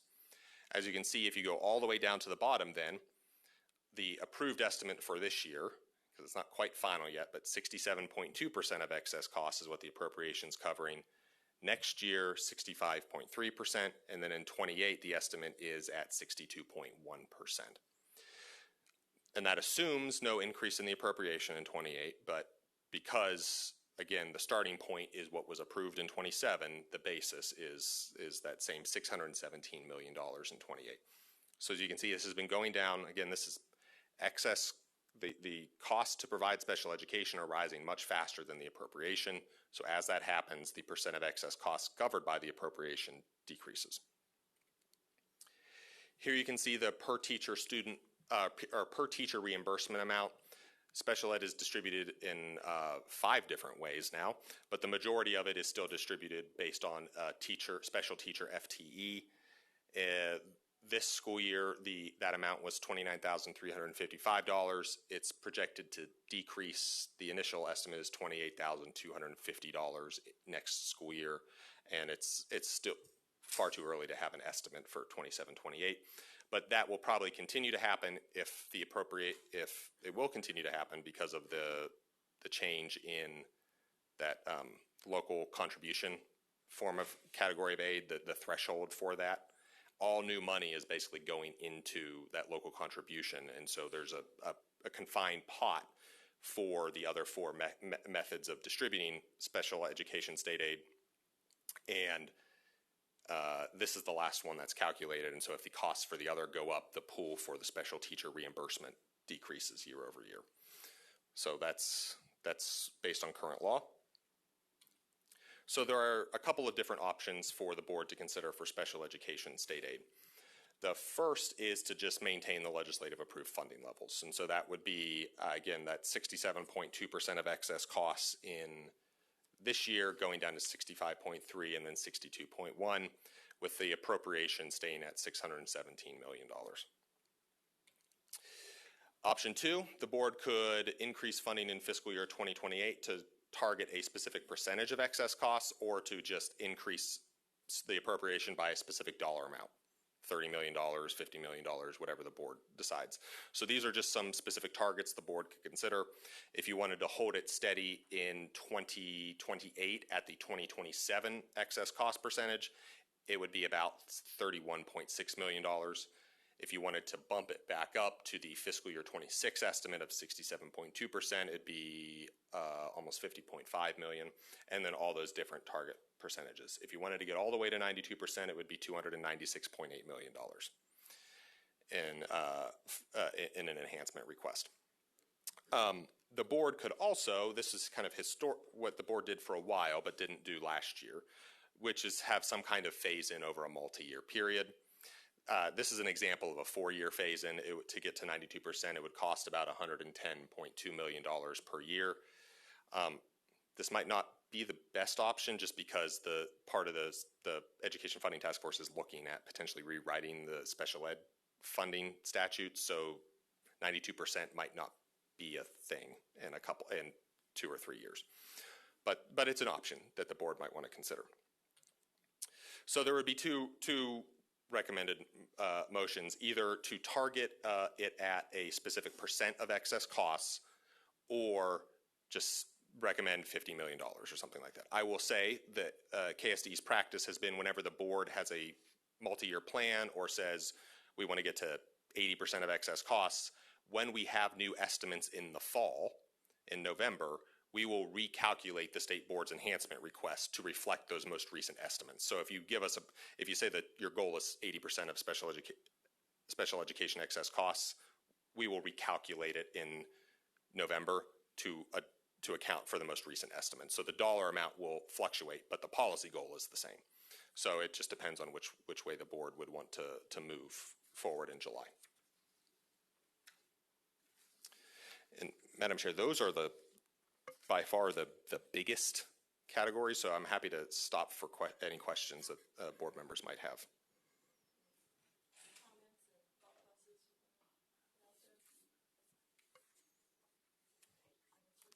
Okay.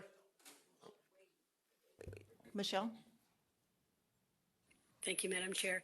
So just on this last segment that you talked about, we could recommend a motion and from the board, but that doesn't mean that where would that money come from? The legislation would have to respond to that or act on that, or where does that right? money This come would be from? our request, but I believe goes to the governor first, and then she would roll into what she would ask of the legislature. Yeah, it's just an ask. It's a will you please? Okay. Yeah. Oh, all right. Thank you. And obviously, like you said, we have a new funding formula process going on, so it's all pretty up in the air. Okay. Yes, and all of these, the previous, these major big pots of aid are the ones that will be affected by a potential change in the school funding formulas. Moving forward, some of these other ones are in separate statutes. So. Gotcha. The next option is career and technical education. So this reimburses a portion of the costs associated with transporting high school students to excel in CTE courses, or Senate Bill 155, which I think is Senate Bill 155 from 2012 at this point or something like that, and we still call it Senate Bill 155. So this is just, it's reimbursement for different levels of, a van, a smaller bus, a bigger bus, if you're taking students to those courses, high school students to those courses. This is transportation provided by the schools. If the students drive themselves, they do not get reimbursed for this. This is transportation provided by the schools. We estimate it would cost, the current appropriation is a little under $1.5 million. KSDE estimates it would cost about $600,000 to fully fund this. So an option for the board, additional would be, so that would be a little under $2.1 million to cover this. So option for the board to consider next month is either just keeping it the same or fully funding for an additional $600,000.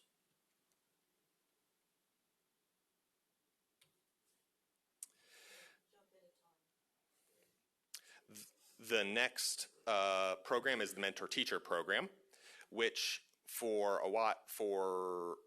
it was reinstituted in fiscal year 2018 as part of the Gannon response, and it was at $800,000 and then $1.3 million for a while. It was eliminated this fiscal year. Next fiscal year, the legislature told us to pay for it out of existing resources, which will be the agency will reappropriate some money for like state foundation aid. So the plan is to spend it out of that, but there is not a dedicated appropriation for it.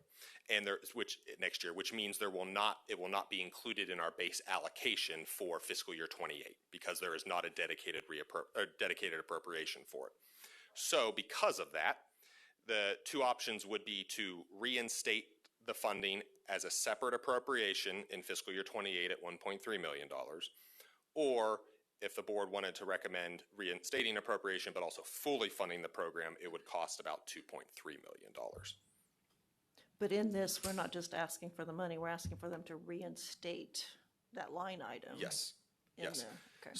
Because, so KSDE will pay this out next year, right. But because the legislature did not appropriate specific money and they said just take your reappropriation from state foundation aid and pay for it out of this other pot of money, which just decreases the amount of money they get back. Because they didn't include a specific appropriation for it, it's not in our base budget. So that's why if you want to continue it, you would have to ask for an enhancement request for it. Yep. Okay. That is the same situation with professional development, which was at $1.77 million, eliminated this fiscal year. It is one of the 8 things they told us to spend out of existing resources this year, or for next fiscal year. And so again, because it was not included as a separate appropriation in fiscal year 2027, it won't be in our base allocation for fiscal year 28. So you could reinstate funding at the previous level of $1.77 million, or we estimate it would be about $7.25 million to fully fund the program. And so maybe we could speak to the difference. Like, the money's there. I mean, they've told us instead of sending it back, because obviously you guess high in order to make sure we have enough funds to send to the schools, right? And so if they continue to do this, what is the effect, I guess is what I'm asking. Like if they don't do that, but they continue doing this, like what is that?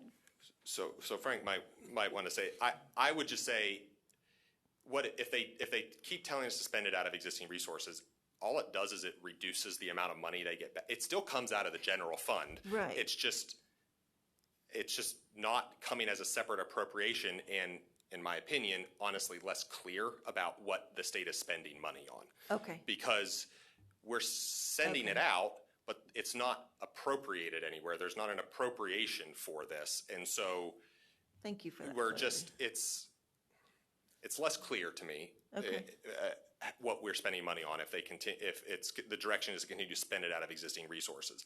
It's still general fund expenses. It's just they're getting less back than they otherwise would. It doesn't change the dollars. It does not change the balance of the general fund. Right. They could either appropriate it up front and get more back, or in this case, they're not appropriating it up front and they're getting less back. But like you said, the clarity isn't as in there. Okay. Thank you. And the only part I was going to add is that during the debate on this, I mean, one of the things that I said during that time is that appropriating the funds is a more transparent way to do that. We reappropriated $35 million in state foundation aid last year. So there's money there. Some of the things that there's a lot of money. Okay, $35 million is a lot of money, but it's less than 0.5%. I mean, we're not off by very much. And our goal is to have the appropriation be as close to, but over what's needed, because we don't want to go back in January and say, oh, by the way, you didn't appropriate enough. Now we can't pay the bills this year. Yeah. So $35 million sounds like a lot of money, and it is in almost every case, unless you're talking about $6 billion. And then less than 0.5% is pretty close. So again, as John said, it's not different. It is exactly the same money. It's just whether you're going to be transparent in appropriating it, or the other option is, well, we'll pay that if there's anything left, because the way this is up to is we will spend up to this amount of money. So I think it's $8.5 million. If there's not $8.5 million left, I mean, then we got really close. Right. Then we would have to prorate all of those back down. So that's really the only difference. So, but the state board could, in your recommendations, could recommend to continue to fund this out of existing state foundation aid funds. So that would be a third option. But I would say in the motion, so that as a board, if that's what we want to ask for, that we would include the words, for transparency's sake, we would like to see this be a true line item in the budget, knowing that that's where it's going, since it doesn't change the dollars. I think that might be a good verbiage, if the board so thought. And Madam Chair, if that is the motion of the board, I will write that into the budget. I will use that language when asking for the enhancement request. The next one is the third thing they told us to spend from existing resources, which is the national board certification. So under statute, teachers can apply for or get their national board certification. They can be eligible for scholarships to get it initially or to renew their certification. And then also, if they have that certification, districts are required to give them a $1,000 stipend each year for part of that, but also authorizes those districts to get that stipend reimbursed from KSDE. So we would, again, this is a similar thing where the appropriation was historically about $360,000. They took it away, and then they said, spend out of existing resources in fiscal year 27, but again, it's not in the base budget for 28. But districts are required Yes. to spend the $1,000 either way. Yes, regardless of whether or not it's appropriated, they're required to provide that stipend. So you could fund. Go ahead. I was just saying, so the option again would be, as with the other ones, reinstate funding or don't reinstate funding. You could also, like I said, as Dr. Harwood said, say, yes, you should fund this, but we'll fund it out of existing resources, or to ask for fully funding the program by reinstating the appropriation. Why is their mindset to say you can just go ahead and pay it out instead of having a separate line item? Madam Chair, I would be loath. I will defer to Frank, but I would be loath to try to understand what legislators. I don't want to speculate as to what legislators are thinking, other than it's not increasing. It's not increasing the appropriation. It's not increasing the approved budget, even though it has the same net effect on the general fund because they're getting less money back. They are not appropriating additional money and authorizing additional expenses. So actually, so on the other side of that, so what you're doing is that if you can spend that out of existing funds, then your budget isn't as large. So it keeps the budget, in this case, $8.5 million smaller out of the total. How many billion dollars is the total state? No, I'm talking about the whole state budget because you're adding it to that. Yeah, the $12 billion of state budget, it's now $8.5 million. So that would be the rationale for it, is you're not adding to the budget, and you are only going to spend it if there is leftover funding. So that would be one way to look at it. If you intend to have the money spent, it's actually more transparent to say spend the money this way, and we assume that we're going to get between $20 and $40 million back. If we've budgeted, if consensus estimate does their job right, they're going to get about 0.5% back in the $6 billion.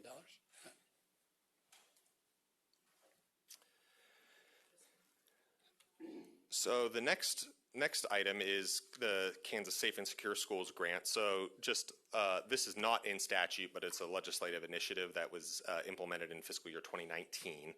It's discretionary or grants that school districts can apply for to do various security upgrades to their buildings. The allowable expenses are securing school entrances, purchasing communication equipment, creating new school resource officer positions, and then other school safety technology. And school districts are required to match grants on a dollar-for-dollar basis. So as you can see, this is going back to the first year it was implemented in fiscal year 2018-2019. For the years that it was funded, the aid amount was $5 million. It went away for a couple years. It came back for a year and also had some federal ARPA money in it. And then in fiscal years 24 and 25, it was all general fund.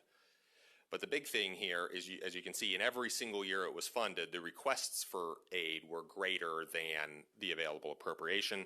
So the result is the KSD had to prorate it, and is usually on a per student basis. So districts would get either the amount of their request or the per student amount, whichever was less. So that's how it would go. So it's because it was the legislature did reinstate at $2.5 million for fiscal year 27. That will be the starting point for fiscal year 28. So as budget options go, State Board could recommend just keeping it at $2.5 million. State Board could also recommend increasing funding back to the prior level of $5 million, which would be an enhancement of $2.5 million.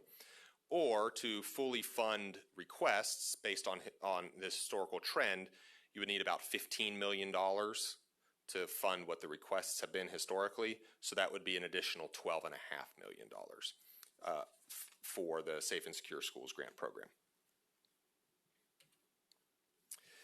Then other legislative initiative is E-rate. So this is a fourth item that they told us to spend from existing resources this year, and we also had to do it in this current fiscal year as well, in fiscal year 26. This is under E-rate, if the state provides a 10% match, school districts can get up to another 10% from the federal government, which could, based off of free lunch counts, could mean for this program, which covers internet infrastructure construction costs, some school districts could have the entire project covered either by federal or state dollars. So the goal for this right now is to get to build broadband infrastructure that can handle 1,000 megabits per second internet. And so the legislature directed KSDE to spend this money, as I said, from existing resources in 26 and 27.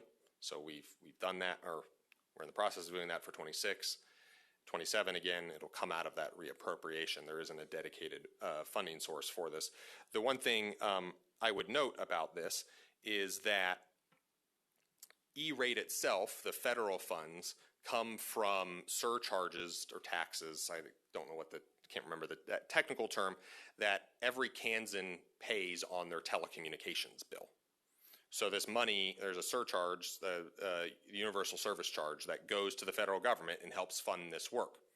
And so school districts are already, Kansans are already paying for this. And so this additional match just helps drive down the costs some more for Kansas schools, potentially. So you could request new funding. You could not request funding for this. You could, again, request that we pay for this out of existing resources.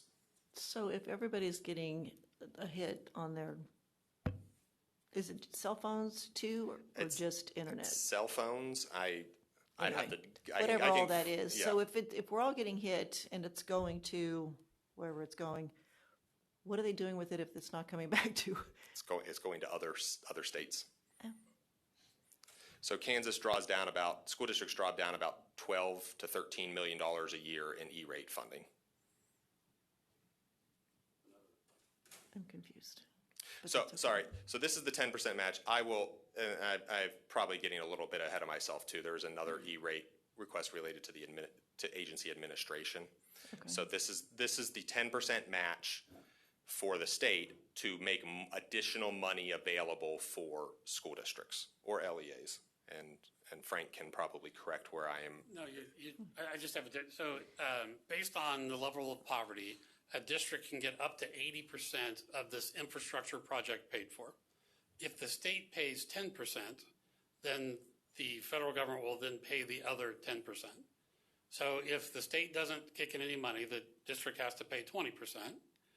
If the state pays 10%, now 90% of the infrastructure program is being paid for by what everybody already paid on their cell phone, or I think it's cable and landlines. I think it's a lot of different things.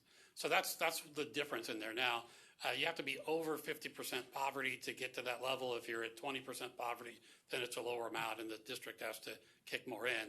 But by making this match, you increase the amount of universal fee charges that left Kansas coming back to Kansas. So that would be part of it. And that'll come up in another one that John's going to talk about in a minute.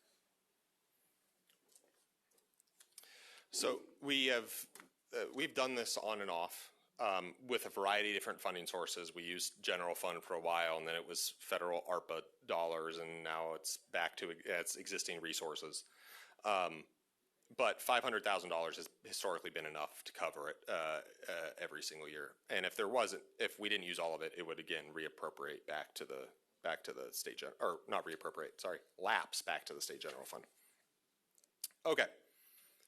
So now we'll move into, these are potential enhancement requests for KSDE's operating budget. So the first one is State Board of Education compensation, which we've talked about for the last couple of years now. The State Board, as you might be aware, can now set its own compensation, but received no additional funding to do so for fiscal year 26 or again in fiscal year 27. If the State Board would like to increase compensation for members in fiscal year 28, additional funding will be needed. So this enhancement, this option being presented is to do nothing, keep it at $88.66 a day, or to increase compensation to $312.60 for the first 36 days, and then $184.47 for all other days. So the starting point for those are very specific amounts. The starting point for that was the bill that passed the House in the 2025 session that set it at, I can't remember what the first one is, but then $172 for the second one. The legislators got a 4.4% increase in calendar year 26. They're scheduled, to the best of our understanding, to get another 4.4% increase in 27 based off the wage index. So I increased, last year's request was increased from 2025 by 4.4%.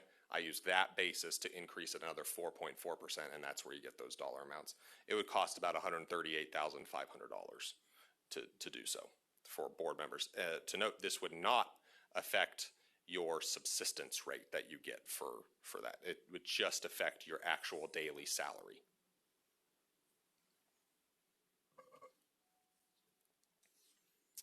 So that's State Board of Education compensation. And then here's the other E-rate issue. This is the administrative funding for it. So for almost a decade, or a better part of a decade, KSD has some administrative work that to help school districts qualify for that E-rate funding. There is work that we have to do for those school districts to be able to access that funding. For a decade plus, it was funded by a transfer from the Board of Regents into KSDE's budget. This transfer was eliminated in 27. So that means KSD is going to have to absorb those costs within its existing SGF resources. This includes some staff time for salaries and wages, and there's a contract with a vendor to help provide technical assistance and training to school districts. So that's primarily what it is. We have to do this work so schools can have access to that $12 million in federal funds every single year. So the board could request funding to replace the transfer from the general fund, which is estimated at about $95,920. So that is an option for fiscal year 28. And then the final operating budget option comes back to the RFP you approved this morning for the universal reading screener. So we're going to go out for bid to try to negotiate a lower rate for school districts. That would be great. Vendors, it should help, but vendors could also be, now I'm going to have to do 284 contracts with Kansas school districts, or plus any accredited private schools who might want to take advantage of it. You might get an even better deal if the state if there's a single state contract that the state pays for. So the board could request funding, an enhancement funding, to have a single statewide contract that the state pays for. We think, without having gone out for bid, we think a high end, based off of experience with FastBridge and other these similar statewide contracts, on the extreme high end, it would be about $10 million. So if the board wanted to request that the state pays for this universal screener instead of making districts pay for it, could request an enhancement of $10 million. What's been happening with them? Like FastBridge is the mostly, I don't remember the percentage of schools using FastBridge, but, and I know out of that existing resources, there's what, 1.8 for FastBridge specifically? 1 point, yeah. And so and the 1.8 is what, so the state board was paying the $1.8 million out of ESSER funds for several years. That was buying it down from, I think from $8 to $4. So basically splitting the cost with the districts. Districts have already been required to have a dyslexia screener. Right. FastBridge is one of them. We have districts.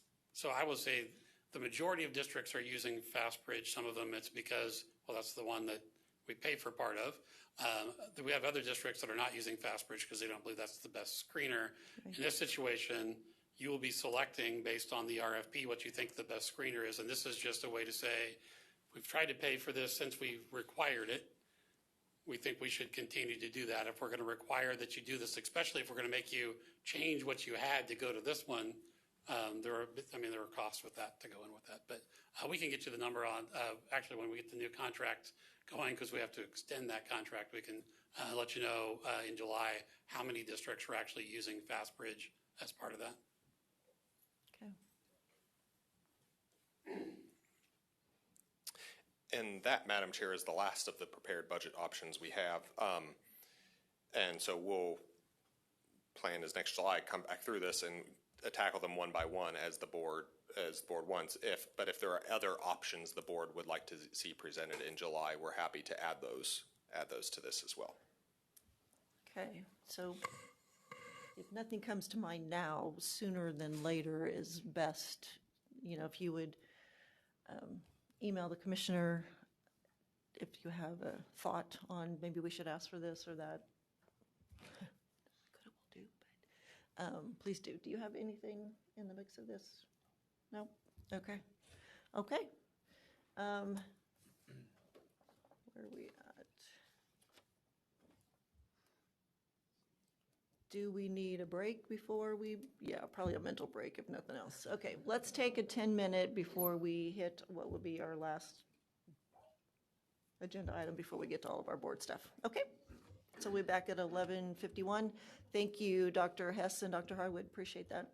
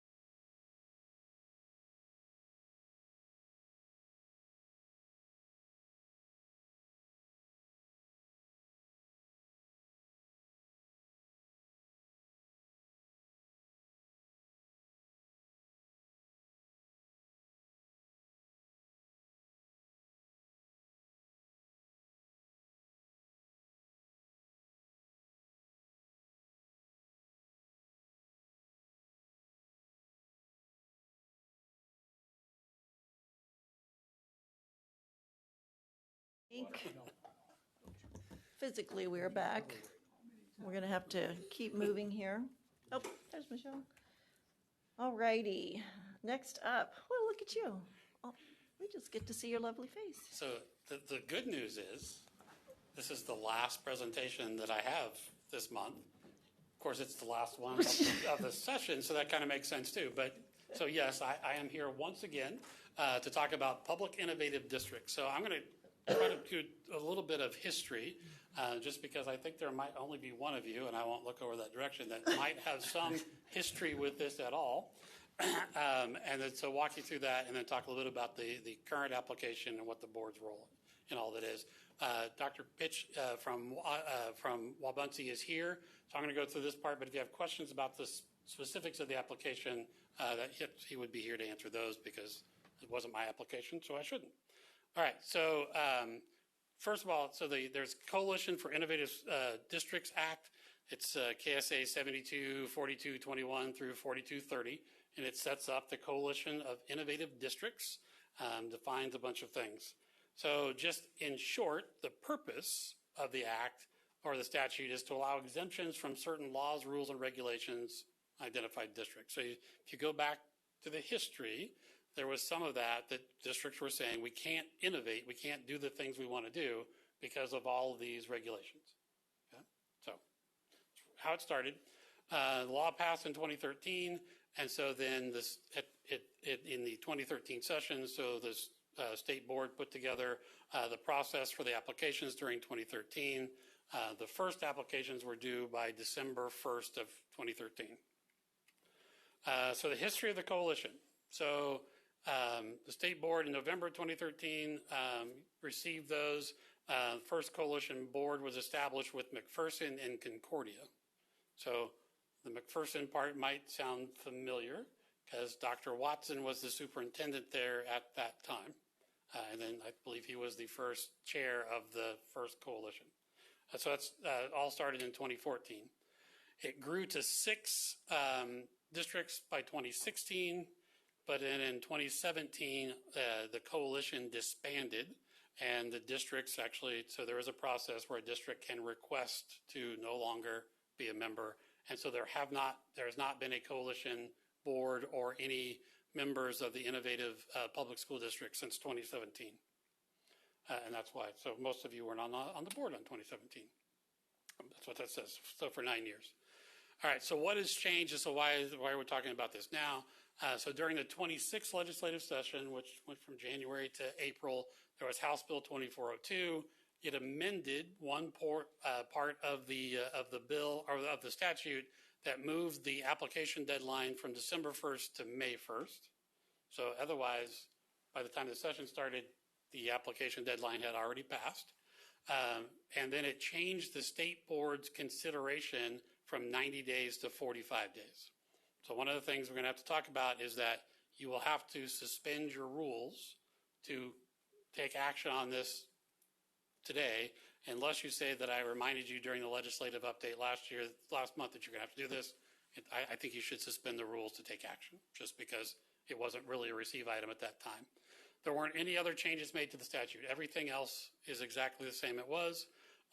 The state board had a form and manner of applications in 2013. That stayed in place. There were only a couple of tweaks to it. One, we updated it to a fillable PDF. I'm not sure those were available in 2013 or not, but that's really all we did. And then we changed who it got turned into. I'll explain it to in a minute. So since House Bill 2402 became law on publication in the Register, which was April 16th. So that meant on April 16th, the application deadline changed from December 1st of what would have been 2025 to May 1st of 2026 to be involved for 26-27. And since that time, we've received one application. That's from USD 329 Wabaunsee. Okay, so the application process. So there are 2 parts of the process that was set up by the state board. One is a general information. It's just some information about the district, and has a signature by the superintendent and the board president.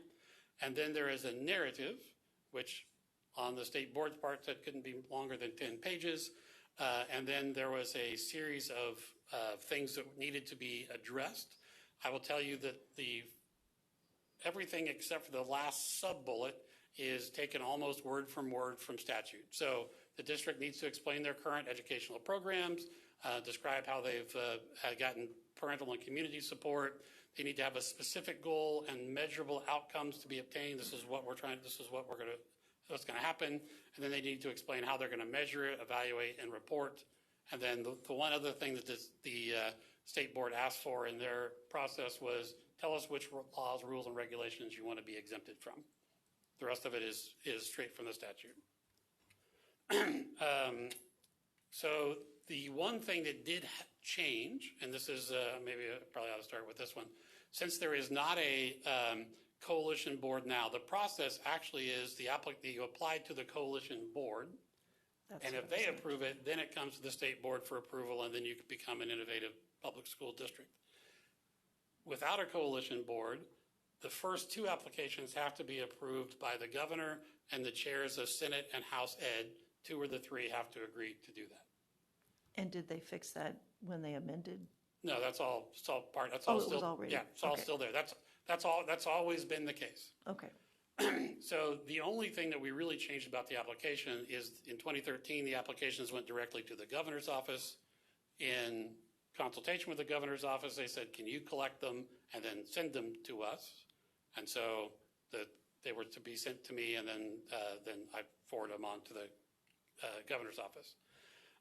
That's what, yeah. So, so then the governor's office would then get the approvals from the governor and the 2 chairs.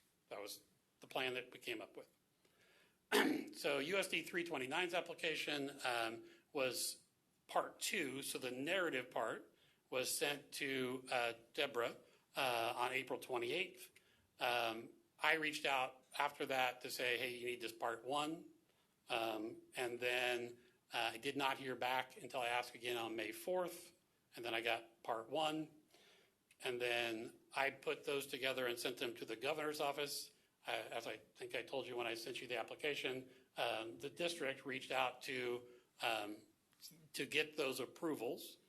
I'm not questioning whether or not people actually approved. I just think that if we're going to have a process for approvals, we should have that in there. So we sent it to the governor's office anyway to run through the approvals again.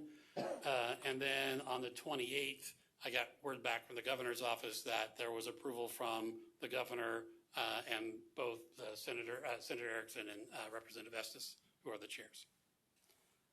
So what does the state board's role in all of this? So 4223C talks about what the state board does with this. And so you should review the application and determine if it's in compliance with this section. So is the application done correctly? And if so, approve or actually consider it and then approve or deny. If you determine that it is in compliance, then you shall approve it. And if you determine that it's not in compliance, then you shall not approve it. What's pretty simple there. And then and I'll talk about that in a second. So what your options are is that you could deem the application as compliant and approve it. You could determine that it was not submitted in the form and manner that you prescribed by the deadline and deny it. Or there could be some other thing that you saw in there that it's not in compliance with one of those things listed in the application and deny it for that purpose. I will say that there is also a process by which if you deny it because there was something missing, then the district has 30 days after we tell them that they didn't comply to fix that and ask for reconsideration after providing more information. And that is background on public innovative districts. And so I'll ask questions, or if you have questions for Dr. Pitch, we can do either one. Answer questions. Yeah. Okay. I just wondered from a procedural standpoint, do we need a motion to suspend the rules and then discuss this, or do you want to wait and do it all at one time? I'd like to discuss first. And then suspend the rules? Mm-hmm. So Yeah. So the fourth option, by the way, is to do nothing, and then the application is approved after 45 days. Oh, if you don't act. So it automatically is approved if you do nothing. Gotcha. Debbie?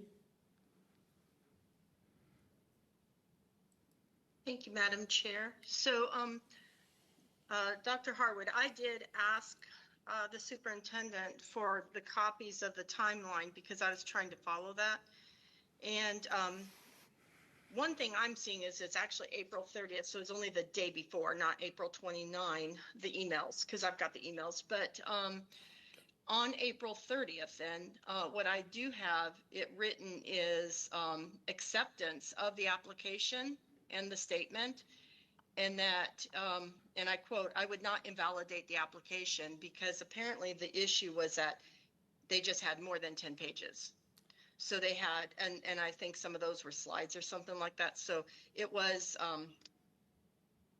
I think 10 versus 13 pages, and that they turned around and by May 4th had it reduced down to 10 so you could present it. But I feel like we're just being very, almost kind of punitive to a 2013 10 pages versus 13.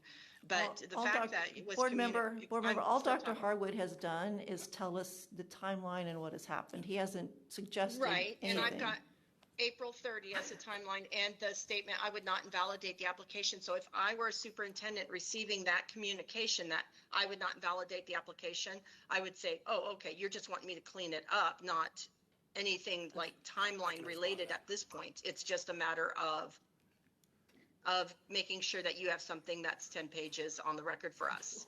So Anyway, if I could respond to that. Please. So asked directly about the 10 pages, I said, I personally would not invalidate it for that reason, but I don't get to vote. Right. So you can decide to do that or not. I would not recommend that. I did, however, say that the application was not complete because the first part was not included on April 28th. So again, I don't get to vote on this, but that was what the email exchange was about. And so what I asked for was to get that back. When the question about the 14 pages, I did say, well, if you move some tables back to the appendix, it would probably cover that. So yes, that part is accurate. Again, I don't get to decide that. I said personally, I would look at it that way. I did not receive a separate application that was less than 14 pages or 13 pages, whatever it is. But again, I don't know that is much of an issue. Right. Jim? Going back to the history, this happened before I got on the board, but it was fully implemented by the time I got on the board. And it was viewed by my colleagues at that time, most of my colleagues at that time, as an absolute legislative overreach into our business. There was, as a matter of fact, a great deal of anger on their part. However, from our perspective, we were less likely at that point also to make exceptions for innovation. For instance, in licensure and things like that. We have made progress, and the reason that we made progress is, and because we made progress, the people that were in that decided they didn't need it anymore. So the question that I would ask is that I would ask the people that are making this, that are applying this, what is it that you can do that you want to do that you can't do? Without this? That's So, the question I ask. What is you're it welcome to that come you want to do? What rule do you want to? I'd like to have be said publicly, and I'd like to know what rule is or a regulation that you can't do what you want to do because of a rule that we have. Good afternoon, Madam Chair. This is Dr. Greg Kennedy. He's one of my board members. I'm Dr. Pitch, Nice to Superintendent see you. USD 329. Thank you for being here. Thank you. To answer the question, the district has considered its options and evaluated the pathways to do what our community is expecting and asking for, and we find that this pathway is the best for us. It allows us a runway that gives us the opportunity to not only run this program to a full length, but evaluate it and evolve it as well. The current credential system that requires an annual update could provide some structural friction later on down the road, 3 or 4 years, if that annual credential waiver is adjusted. Is that your fire alarm? Oh, my goodness. Attention, attention, You have to attention. leave the building. An emergency has been reported. All occupants walk to the nearest exit and vacate building. For our online audience, we're getting a fire alarm, and we're going to have to go to a break while we leave the building. Probably 15, 20 minutes. The bottom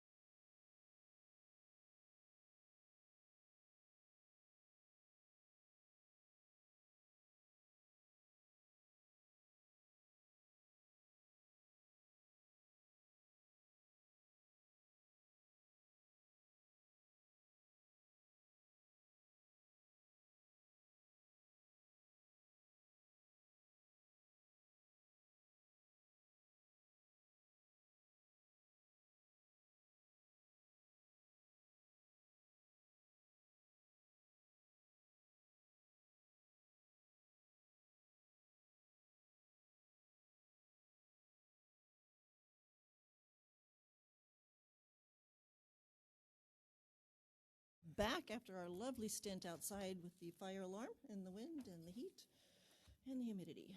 Okay, and we have our two back online. I will note for the record, Board Member Porter had to leave for his KSHA meeting, so we did lose him in that process. However, where we were at when the lovely alarms went off was Board Member Porter did ask what rules are in place. And this is truly an informative question. We want to know if there's something we can change, because it is truly our goal as a board, as an agency, to work with our districts. We are all about teaching and learning. We want to know if there's something, a true barrier within one of our board goals is to remove barriers. It's truly to go through the regs. What do we need to change? What is hampering that ability? So if there's something in there, we really want to understand what that is. And I think that was the bulk of the question that you were trying to answer as the alarms went off on us. So I wanted to allow you to finish.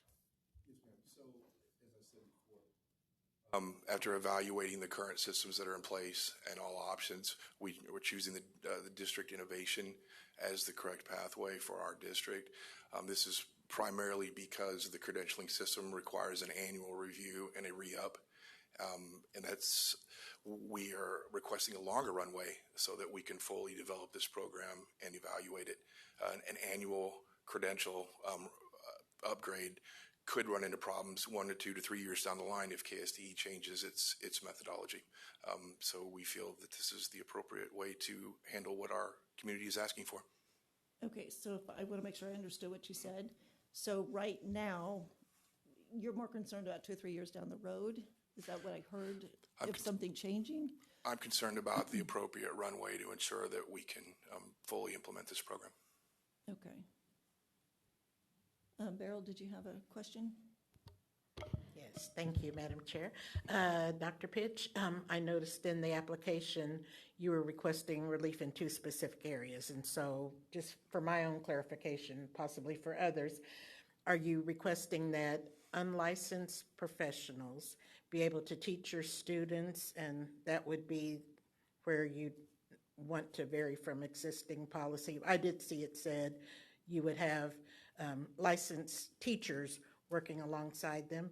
And then the other area was, it appeared to me to allow flexibility in student schedules. And I just would like to know what might be eliminated from their daily schedule or how you might structure that. Then my third question was, how would our decision impact your 26-27 school year as you're planning your master schedule? Can you remind me of the first question? I had it, and then So are you looking to have unlicensed Okay, I professionals, remember. teachers, students, alongside a licensed teacher? So and these kind are- of bottom line, do you have staffing to accommodate all that? We do, and these are master licensed professionals in their trade that we would be bringing on. And further, they are local community members as well, so they have a vested interest in being a part of this and ultimately training the students that may return and work for them within the community. So we keep everything in-house. The second question was flexibility. So one of the designs of this, as you saw in the packet, was to allow in the senior year students to do training on the job site, receive apprenticeship hours towards that journeyman license when they graduate, and ideally an opportunity to earn some money while they're on the job. And we think those 3 things are going to motivate students to an extreme degree. And the last thing, what would this do for us for this year? We already have Build Up Kansas and NCCER ready to go. They're locked and loaded. We just need the green light, and our anticipation is we will start the OSHA 10 certification process for our students beginning in 26-27, and then just continue the pathway. Thank you. Any other questions for the superintendent? So did I hear you say if this isn't approved, you have no flexibility? And I thought I heard Dr. Harwood say that if we don't do anything, you're still going to be approved. So how does that change the flexibility? So if you don't take action, then the application is approved and then that would proceed. If you take action to approve, then it's approved and you proceed. If you take action to deny it, then it would not, they would not have the flexibility in that regard to proceed. Now, there are means to use professionals in CTE courses now, and there are ways to do work-based learning currently. So certainly we could work with the district to help them continue the process like other districts are. I know other districts are doing OSHA certification. So there are ways to do that, but their particular plan is your action or inaction will make a determination on whether they become an innovative district under the statute. Depending on what happens with that, they would have to make decisions about how they work going forward. I think so. That I just wanted to clarify your action part. Well, Dr. Pitch may want to clarify how it would impact them. Right, but what I'm trying to understand is, right now, within our processes and regulations and all of the things Superintendent Pitch has talked about can happen. This is where I'm trying to understand why we're here. Yeah. So the part that I can't answer, and I'll let Dr. Pitch do that, is that I don't know if they've taken any of the steps towards getting a professional license, the appropriate license that's either a 2 or 3 year license before it has to get renewed. I don't know if they started that process and if that can get done before August so they could start now or not. You'd have to answer that question. That would be an option, but I don't know that this time frame allows for that. And so that might be a difference between being an innovative district and not. So. Okay. Madam Chair, Dr. Harwood is there. I had a question for you. Oh, I'm so sorry. Dr. Harwood? Okay, just to be clear, the other 2 hurdles, they've already cleared in terms of governor and whatever. So we're the last remaining yes. So obstacle between them. Yeah, the reason I couldn't present this as a receive item in May is that we didn't have the approvals in place for that, and so then they do have them now. Yeah, so that's there, which is then the shortening it to a 45-day window just makes it that you have to suspend your rules to have a. That's why I talked about it's coming. But until we got that all straightened out, it wasn't there. So right, which is why you had to send us the information right after the meeting so that we could fully. Yeah, I just wanted to be clear that they've already passed the other 2. That's all. Right. Yes. Okay. And I just want to make it clear, I'm not sitting in a space of not wanting you to do this. I'm trying to understand, because it is my understanding that you could already do this within the bounds of what exists in our regs and in our licensing and all the things. So I'm just it's just me wanting to make sure the board is being perceived by all districts and the agency that we are here to work with every district in any way that we can. And this board is all about school improvement. It's all about what can we do to help teaching and learning. We want quality instruction. We want all those things. So part of it's also a fact-finding for me in making sure everybody understands that if we have regs that need to be gone through, we want to know. We want to know if there's something that is a barrier. So I'm just kind of fact-finding while we have you in front of us as well. Madam Chair, I'd love to speak to that. So let me give you the rural context. The credentialing system that requires someone to go through processes to be credentialed to teach in a classroom. We are tapping our master professionals within our community. They have businesses. Right. People do not go and get their master's certification as electricians so that they can go back and get an undergraduate degree as an educator. If they do, they don't exist in our Wabunsee, Kansas. They are in the larger metro areas. So we are utilizing the people that we have available to us that are vested in our community and keeping this community based. Again, we are not asking for relief from any other systems or measures in the state. We're staying to CAP. We're staying to KISA. Right. We're just asking to do more. Right. But it is my understanding that professionals are in our schools that did not go get a teaching license but have a visiting scholar license. What is it? There's a word for it. And I was going to follow up and say, isn't there a waiver that's available for that? Because I think we see them come through our consent agenda. So that's where I am fully just wanting to understand. So that's my thing. So we're not requiring professionals to go get that degree. there is actually a license possible because of their experience, because of their field and their, yes, and I think I have two with comments up. I need to thank you, Michaela. So that's where I'm wanting to make sure if there's misunderstanding or whatever, that we're all understanding, and other districts too, because that's my understanding, right, Dr. Harwood? And I will get to you, ladies, I'm sorry. So yes, there is a process by which in technical fields, industry professionals can provide that. Dr. Pitch has said that process doesn't work in their situation and wants to move forward. The only other thing I would say before you move on to questions is that you are approving that the application is compliant or not. Right, we need to understand our role. So I'm just taking advantage of the conversation. So yes, having a conversation about if somebody's coming asking that some of your rules are getting in the way, great question about what are they and how do we fix that for other people. But your role is on the compliance of the application. Correct. And yes, and I don't think I don't personally have an issue with that. I don't know who to start with, but I'll go with Michelle. Thank you, Madam Chair. So that was my question.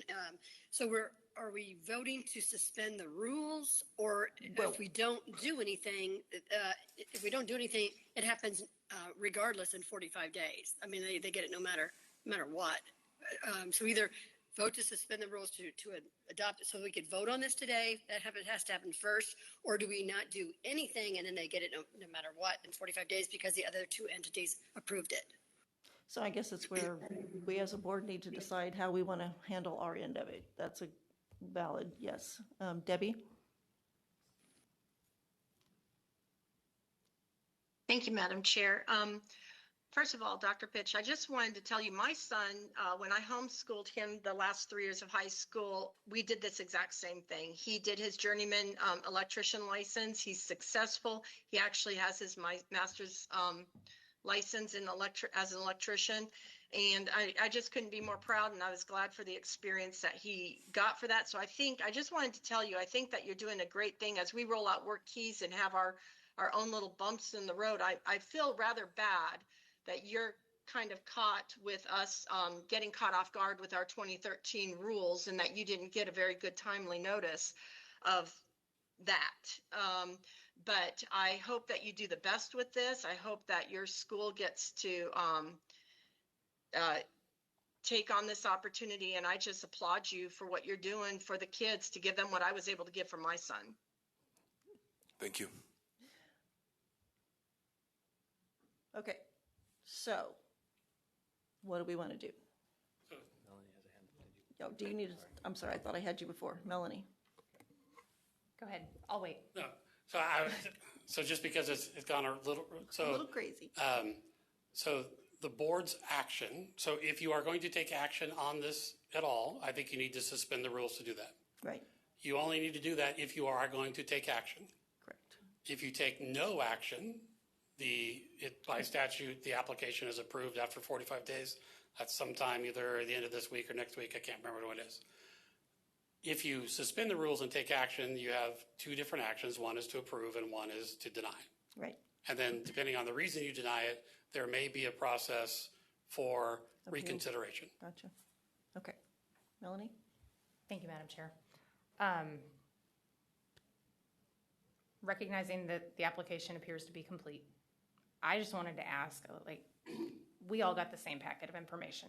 There's a lot of good content here. I see beautiful things either happening or in the works as planning items, but I see these things happening in other districts. I see them happening in my own district.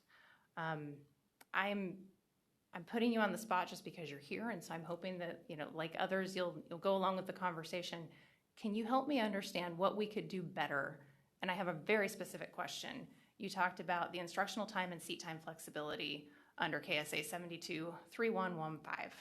And I recall, as we were coming out of the pandemic, conversations right here in this boardroom about you don't have to be in a seat to be receiving instructional time. It doesn't have to happen in a building. So can you help me understand what we can do better as a board? Because my fear is that we do this for you and then we're going to have other schools lining up going, oh, I want to do these things. It looks like I have to go through this process too. And it just seems kind of unnecessary. So what could we do better to make that clearer? So the title of this project is District of Innovation. Innovation is visionary. There's no way I could necessarily predict how this will feel or work until we get into the system and work it through and to the completion of our vision. Maybe then I could give you a little bit more insight on how the obstacles or any friction that might have occurred during the process. We are just simply exercising the use of a pathway that was created in legislation and is an option for districts. Okay.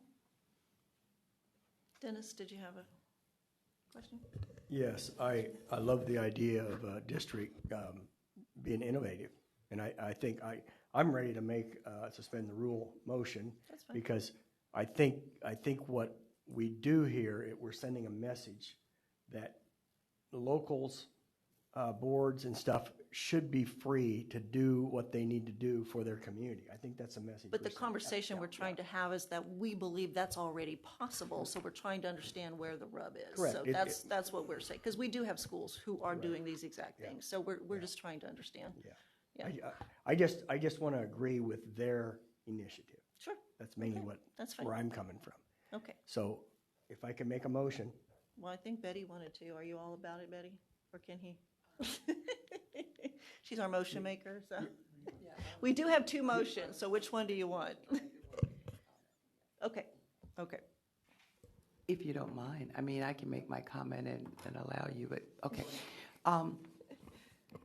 Because I think that to keep it in perspective, why they're here today or was a problem with a date and on their application. Otherwise, they wouldn't even, if everything had been done within that time framework. It still would be here. Yeah, well, Right. I'm talking about just the question of why are you doing this? We wouldn't be dealing with that. It's just more, is their packet compliant? Right. And with that being said, Right. I would like to make a motion to suspend the rules that would allow the board the opportunity to vote on their application as though everything is in order. Okay. Do I have a second? Okay, Dennis seconds. All in favor of suspending the rules? You got 2 online. What do you got? 8 against? Okay. So 8-1 with 1 absent. Okay.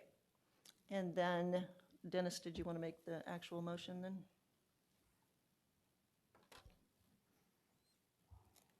I move that the Kansas State Board of Education approve the application of USD 329 Wabansi to become a public innovative district.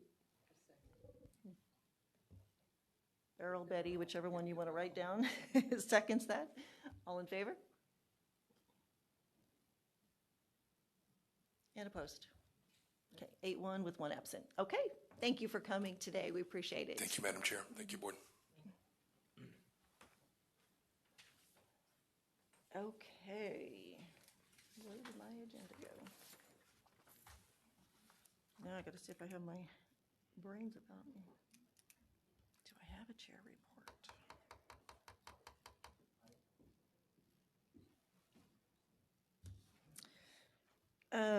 I was trying to think if I had a chair report. Now I don't even know if I put one together in the midst of life. I'm like, I don't even know. I know, right? We can just be done too, and that's okay. I'll just save that. That's fine.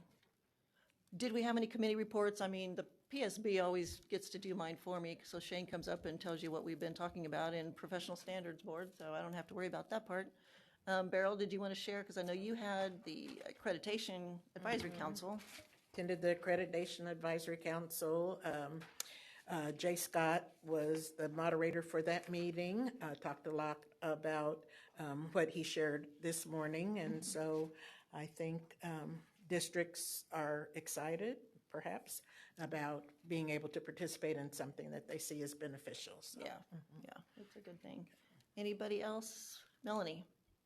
Thank you, Madam Chair. Policy Committee met briefly yesterday over lunch. We did not spend a long time together because we were missing our Deborah. Not that Michaela's not wonderful, but we just kind of talked briefly through a plan for our next meeting. So we have one item that we need to address specifically in our next meeting that Scott Gordon had brought to us before. That is now a time-sensitive thing as Scott is leaving the agency. And then we're going to finish the work that we started during our in-person meeting a few months ago in Wichita. Okay. And so nothing new there, but that is my report. Okay. Thank you. Connie? Yes, my report comes from April 17th because I forgot it, so I Okay. couldn't tell you. The Kansas Juvenile Justice Oversight Committee met April 17th. They met in Wichita. I zoomed in on the meeting. Okay. And we heard about a new treatment down in Wichita called Cherry Creek Treatment for adolescents that are having problems. And the one thing I gathered from that, fentanyl is still a big problem down there. So they had this accredited place where if your child is having problems or not behavioral problems, they can go here. And they do provide 15 hours of education a week for the students that are there. And they're, they want to give them an opportunity to get straight and decide, look at their future and help them do a better pathway. So it's a really good thing they're doing down there. And I want to let Betty know that she can go visit it. So thank you. And also the Indigenous Committee, I have this much stuff to read for our next meeting because there's a lot about education and different things that are going on with that group. So Okay. thank Wonderful. you. Do you know when your next meeting is? July 18th. July 18th, okay. And I will say in this space, we have 2 members going to the NASB New Member Conference. What dates do you guys go? July 6th, 7th, and 8th. 6th, 7th, and 8th. So you'll really get to report at the next board meeting then. You'll be fresh from that. I know Melanie will be there for ECS, is that what it's called? I'll be there I'll actually be at NASB's new board member meeting, helping new board members for the last day. And then I'm at ECS Education Commission of the States. Okay. So lots of things going on. People always ask me, oh, does it slow down for you in the summertime? Like, nope, not even close. Just keep on your radar. End of July. I hope everybody has that on their calendar for the KSDE conference. I think beyond that, we're good. So we have our travel requests or whatever you want to call it. This should have been in your packet. I know I saw it, and I just didn't actually pull it out yet. So we do want to approve that today. So I would take a motion if anybody wants to.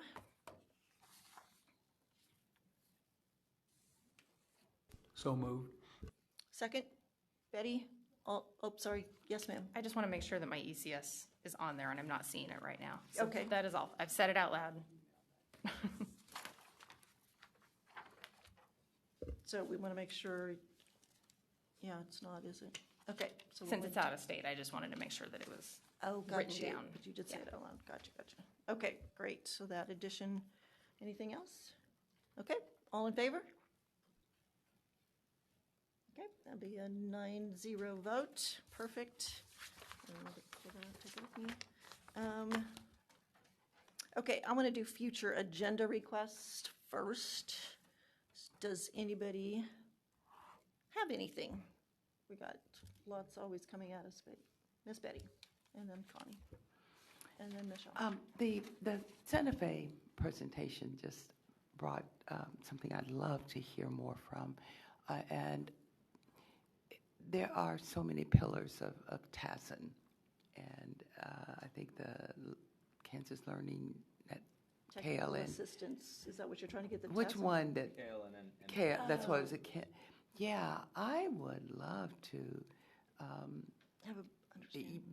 hear a little more. They got me just excited, and the steps that they took to make that difference with them. So With Santa Fe? Yeah. Yes. So KLN, if we could just get them on the agenda to Talk about KLN? I thought it Yeah, was TASN. Okay. Well, It's a part of it. Tasman's group of contracts with Yeah. them, which they have, runs the Kansas Learning Yeah. Network. Gotcha. I had actually written down right here, need better understanding of, and I was right there with you. So you said it Yeah. for me. Okay, great. Thank you. Anybody else? Yes, we had Connie next. Sorry. Yes, I'd like more information on school closings. Because, I would like more information on school closings. As in, we have some? Well, I know Oh, you mean Wilson. buildings? You mean Yeah, buildings. I Okay. like I was more like, information. Do we have districts closing? I don't know. Okay. No, not, buildings, why we're closing certain buildings. So I feel like I need more information. I know, we're voting on that stuff, and I'm not feeling really confident that, that I have enough information. Okay. Can I Yes. ask a clarifying question? Yes. Is the information you're asking of the process? I don't want to do it wrong. Sorry. Are you asking more information of how the process and everything works? So when it comes before you, you have a working knowledge of how this works. Is that correct? Yes. Okay, thank you. And so then so it's part of that because we're seeing those administrative reviews. That's what's, okay. Okay, thank you. So you want the process before somebody would go after a review of the process. Thank you. Now I'm with you. Michelle, and I think Debbie had a hand up. Michelle, maybe not. Okay, Michelle. Thank you, Madam Chair. Just to reiterate from last month, clarification regarding assessments versus testing and those being used interchangeably. Just want more clarification on what they see as definition of assessment versus definition of test. So within the agency, within the education world, kind of just that whole big picture? Yeah, I think for parents to, if you're opting out of a state assessment, and then what would you have to fall back on as far as your, showing growth or progress, which would be happening at the local level, which would be done also in real time. They're kind of using state. It's almost like state assessments are now just being done like on a monthly basis or weekly basis, it seems like to me. So I just want to know what the definitions of those would be, because I see those as two different things. I'm going to ask a new guy on the block clarifying question kind of from everyone. When you're asking this, and I'm taking this down, admittedly I'm new to this, is this, I would like a public way to have this information, or it needs to be a presentation? That would be helpful to me, and if you have that answer, just tell me. But sometimes at the table, we kind of decide whether or not. So it's a future agenda request, so therefore it's... Agenda request is to be a presentation in the meeting. Yes, Okay. so sometimes questions have come out in this process that Commissioner Watson would say, I can totally take care of that in an email, because it was literally just a question, not a whole thing.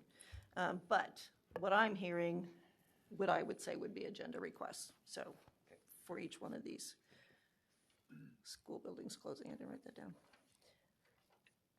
Madam Chair, while you're looking at that, I might suggest, because it really worked on a local level, sometimes if it's just information that a board member needs, the board member can say, I'd like a presentation or information.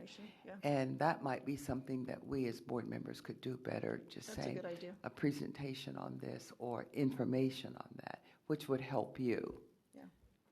that would be very helpful, and I would be happy to give that presentation and information in a way that we can share with others as well. So it doesn't have to be I'm handling this off in some corner. But so just to be clear, if you're asking that, I can make sure you have it in a way you can share with others. Okay. Thank you. Danny? Screen time. That's going to be on the agenda again? Yeah, I'm trying to remember what we decided, but we totally talked about it Monday. Okay. We will definitely be staying on that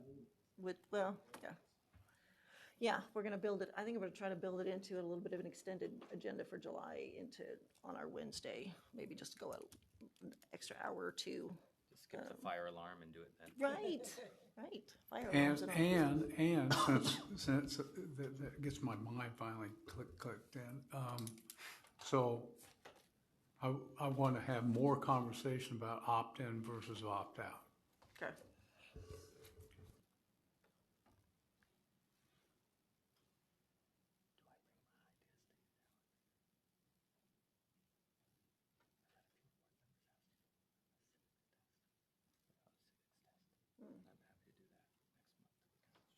Okay.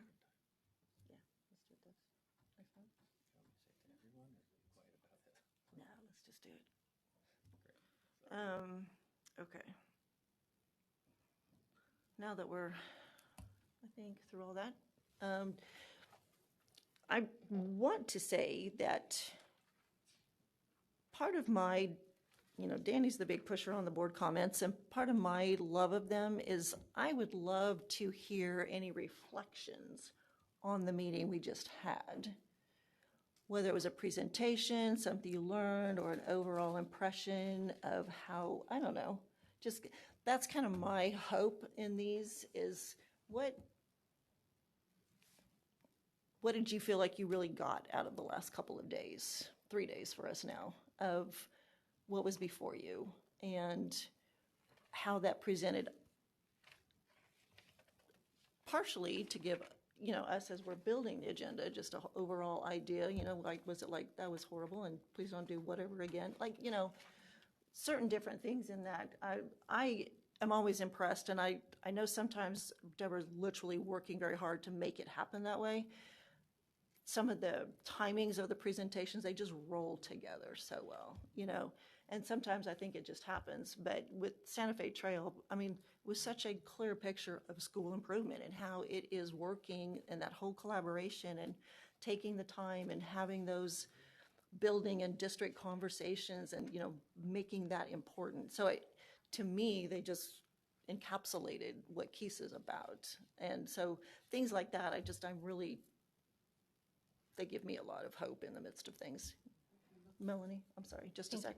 Thank you. Since you said Santa Fe Trail, and I was right there with you, like everything about that was great. I loved hearing the math piece, but all of it was really good. But what I loved about that is that they talked specifically about Fast Bridge, and it ties together so many other conversations. I mean, Michelle just asked about testing and assessments. Right. And we had a conversation earlier about as part of the budget, what would it look like to have Fast Bridge in there and have the state, if I heard this right, that might be putting words in somebody's mouth, but having somebody negotiating what it would look like to make that available for all districts. So being able to connect those dots, I think, is really, really important. That was probably my favorite part about just having all of those come together. It's useful. It's really helpful. Betty? One thing that has always kind of been a problem for me in our meetings, we have a lot of things that we have to cover. And there are times that the board becomes engaged with a presenter, but we're backed up by the clock. I know, it's hard. And that's really concerning, because if we have a point or we need questions answered, none of us should feel like, well, we're way past schedule, so I'm going to pass on not making a comment. That's not really fair to the process. It's not really fair to the board members or the public that we don't have the opportunity to engage. And it's more from a timing standpoint. I know it's hard to project when this is presented, how much time is actually going to take. I know that's difficult. I know that's a challenge. I just wish there was some kind of buffer that if we are engaged, and this might be more of a responsibility on the chair, if we're engaged and it's pushing the clock, that automatically we can look at maybe bringing that person back the following board meeting, not just losing that conversation of what's going on, because there are times I see that we're all engaged, we all have questions, we all have comments, and there have been times that I've said, well, I won't because of the time. I hear you. So some kind of way, and that's a magical act, I know. It is. But well, and one of the things we can decide to do, honestly, is let Wednesday take a lunch break, let it be a longer day. So if we run into some of that, we have space. be willing to be open to a meeting lasting until 3 or 4 o'clock on Wednesday, and we'll just take a lunch break, you know, and try to build in more time. And then if it doesn't happen because things move faster, well, then we're fine. So it's kind of some of that too. Yeah. So then if this is a Tuesday meeting, then you're saying roll that over to come back. Right? Could plug it into, say, we'll re-engage And Wednesday that's afternoon. good if it's in-house, if we're Yes, having, yes. if it's, you know, someone that's presenting that's. But what I'm also saying is when we're putting it on the agenda, we will build in more time, which will extend the day for Wednesday. And if we go faster, then it's not so, you know, that's fine. Yeah. Well, and whatever you come up with, because I don't have a solution to it. I just know that know that there are times. I need a solution. Yeah, I just know there are times. Well, I have one, but I'm not going to present it today. But there are times that I really would like more conversation. Yes. And I do know that oftentimes we try to engage specifics, and that's a challenge. Right. And so, you know, or speculation, and that's a challenge. We do have to but be careful to stay on topic. If it's questions, specifically questions about, you know, the topic at hand. The topic at hand. Yeah. Some kind of way that we could build that in where we'll work on that. we can continue it. That would be most useful. And I too love the presentations from the district. Isn't that great? I mean, every time it's been exciting. So if you notice this month, we added another content, and we're going to keep doing that, and we'll keep changing with that. So it'll always be reading. We're going to keep literacy at the top, but we might have a history teacher. Or we might have we're going to use different content for the second one. So we're keeping that quality instruction in front of us. And then it's my understanding also that there's we're going to start focusing on math as that follow-up. Yeah, that's going to have to start coming in more.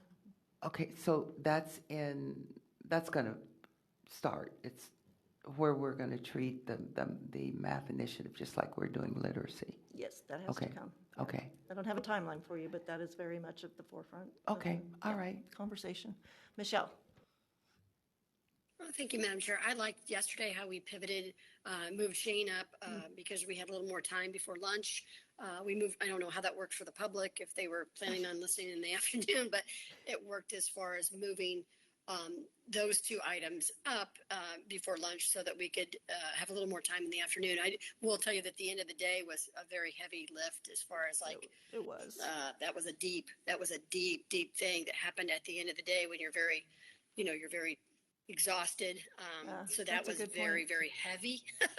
And I thought that was a lot, but it had to be done. But it was at the end of the day. But the timing might be off. Like you're right. I think we'll look at that too. Thank you, Michelle. That's a good point. Those are the only two. Those are the only two comments. That's a good point. I appreciate that because I think we all felt that. So, okay, yes, ma'am. I would like to make a comment about my vote earlier, if that's okay. Sure. So I figured this was the best place to do it. Absolutely. I could have turned it into an agenda item as well, so hear me out. Because I had no issue. I was actually kind of hoping that the board would just choose not to vote and let the application pass for Wabunsee. Yeah, I couldn't decide. But I really wanted to point out that we're adhering to a law that actually preceded school redesign. And I want all of our districts to hear loudly that we are pro-innovation.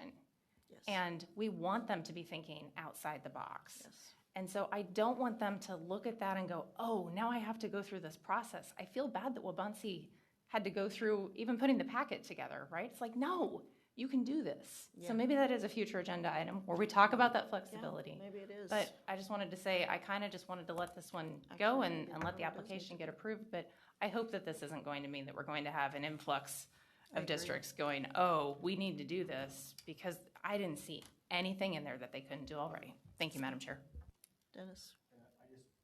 I just want to piggyback on that. Melanie we had a little back and forth about that. And from my standpoint, I was coming at it from the other way. I want to encourage them, but I agree with her.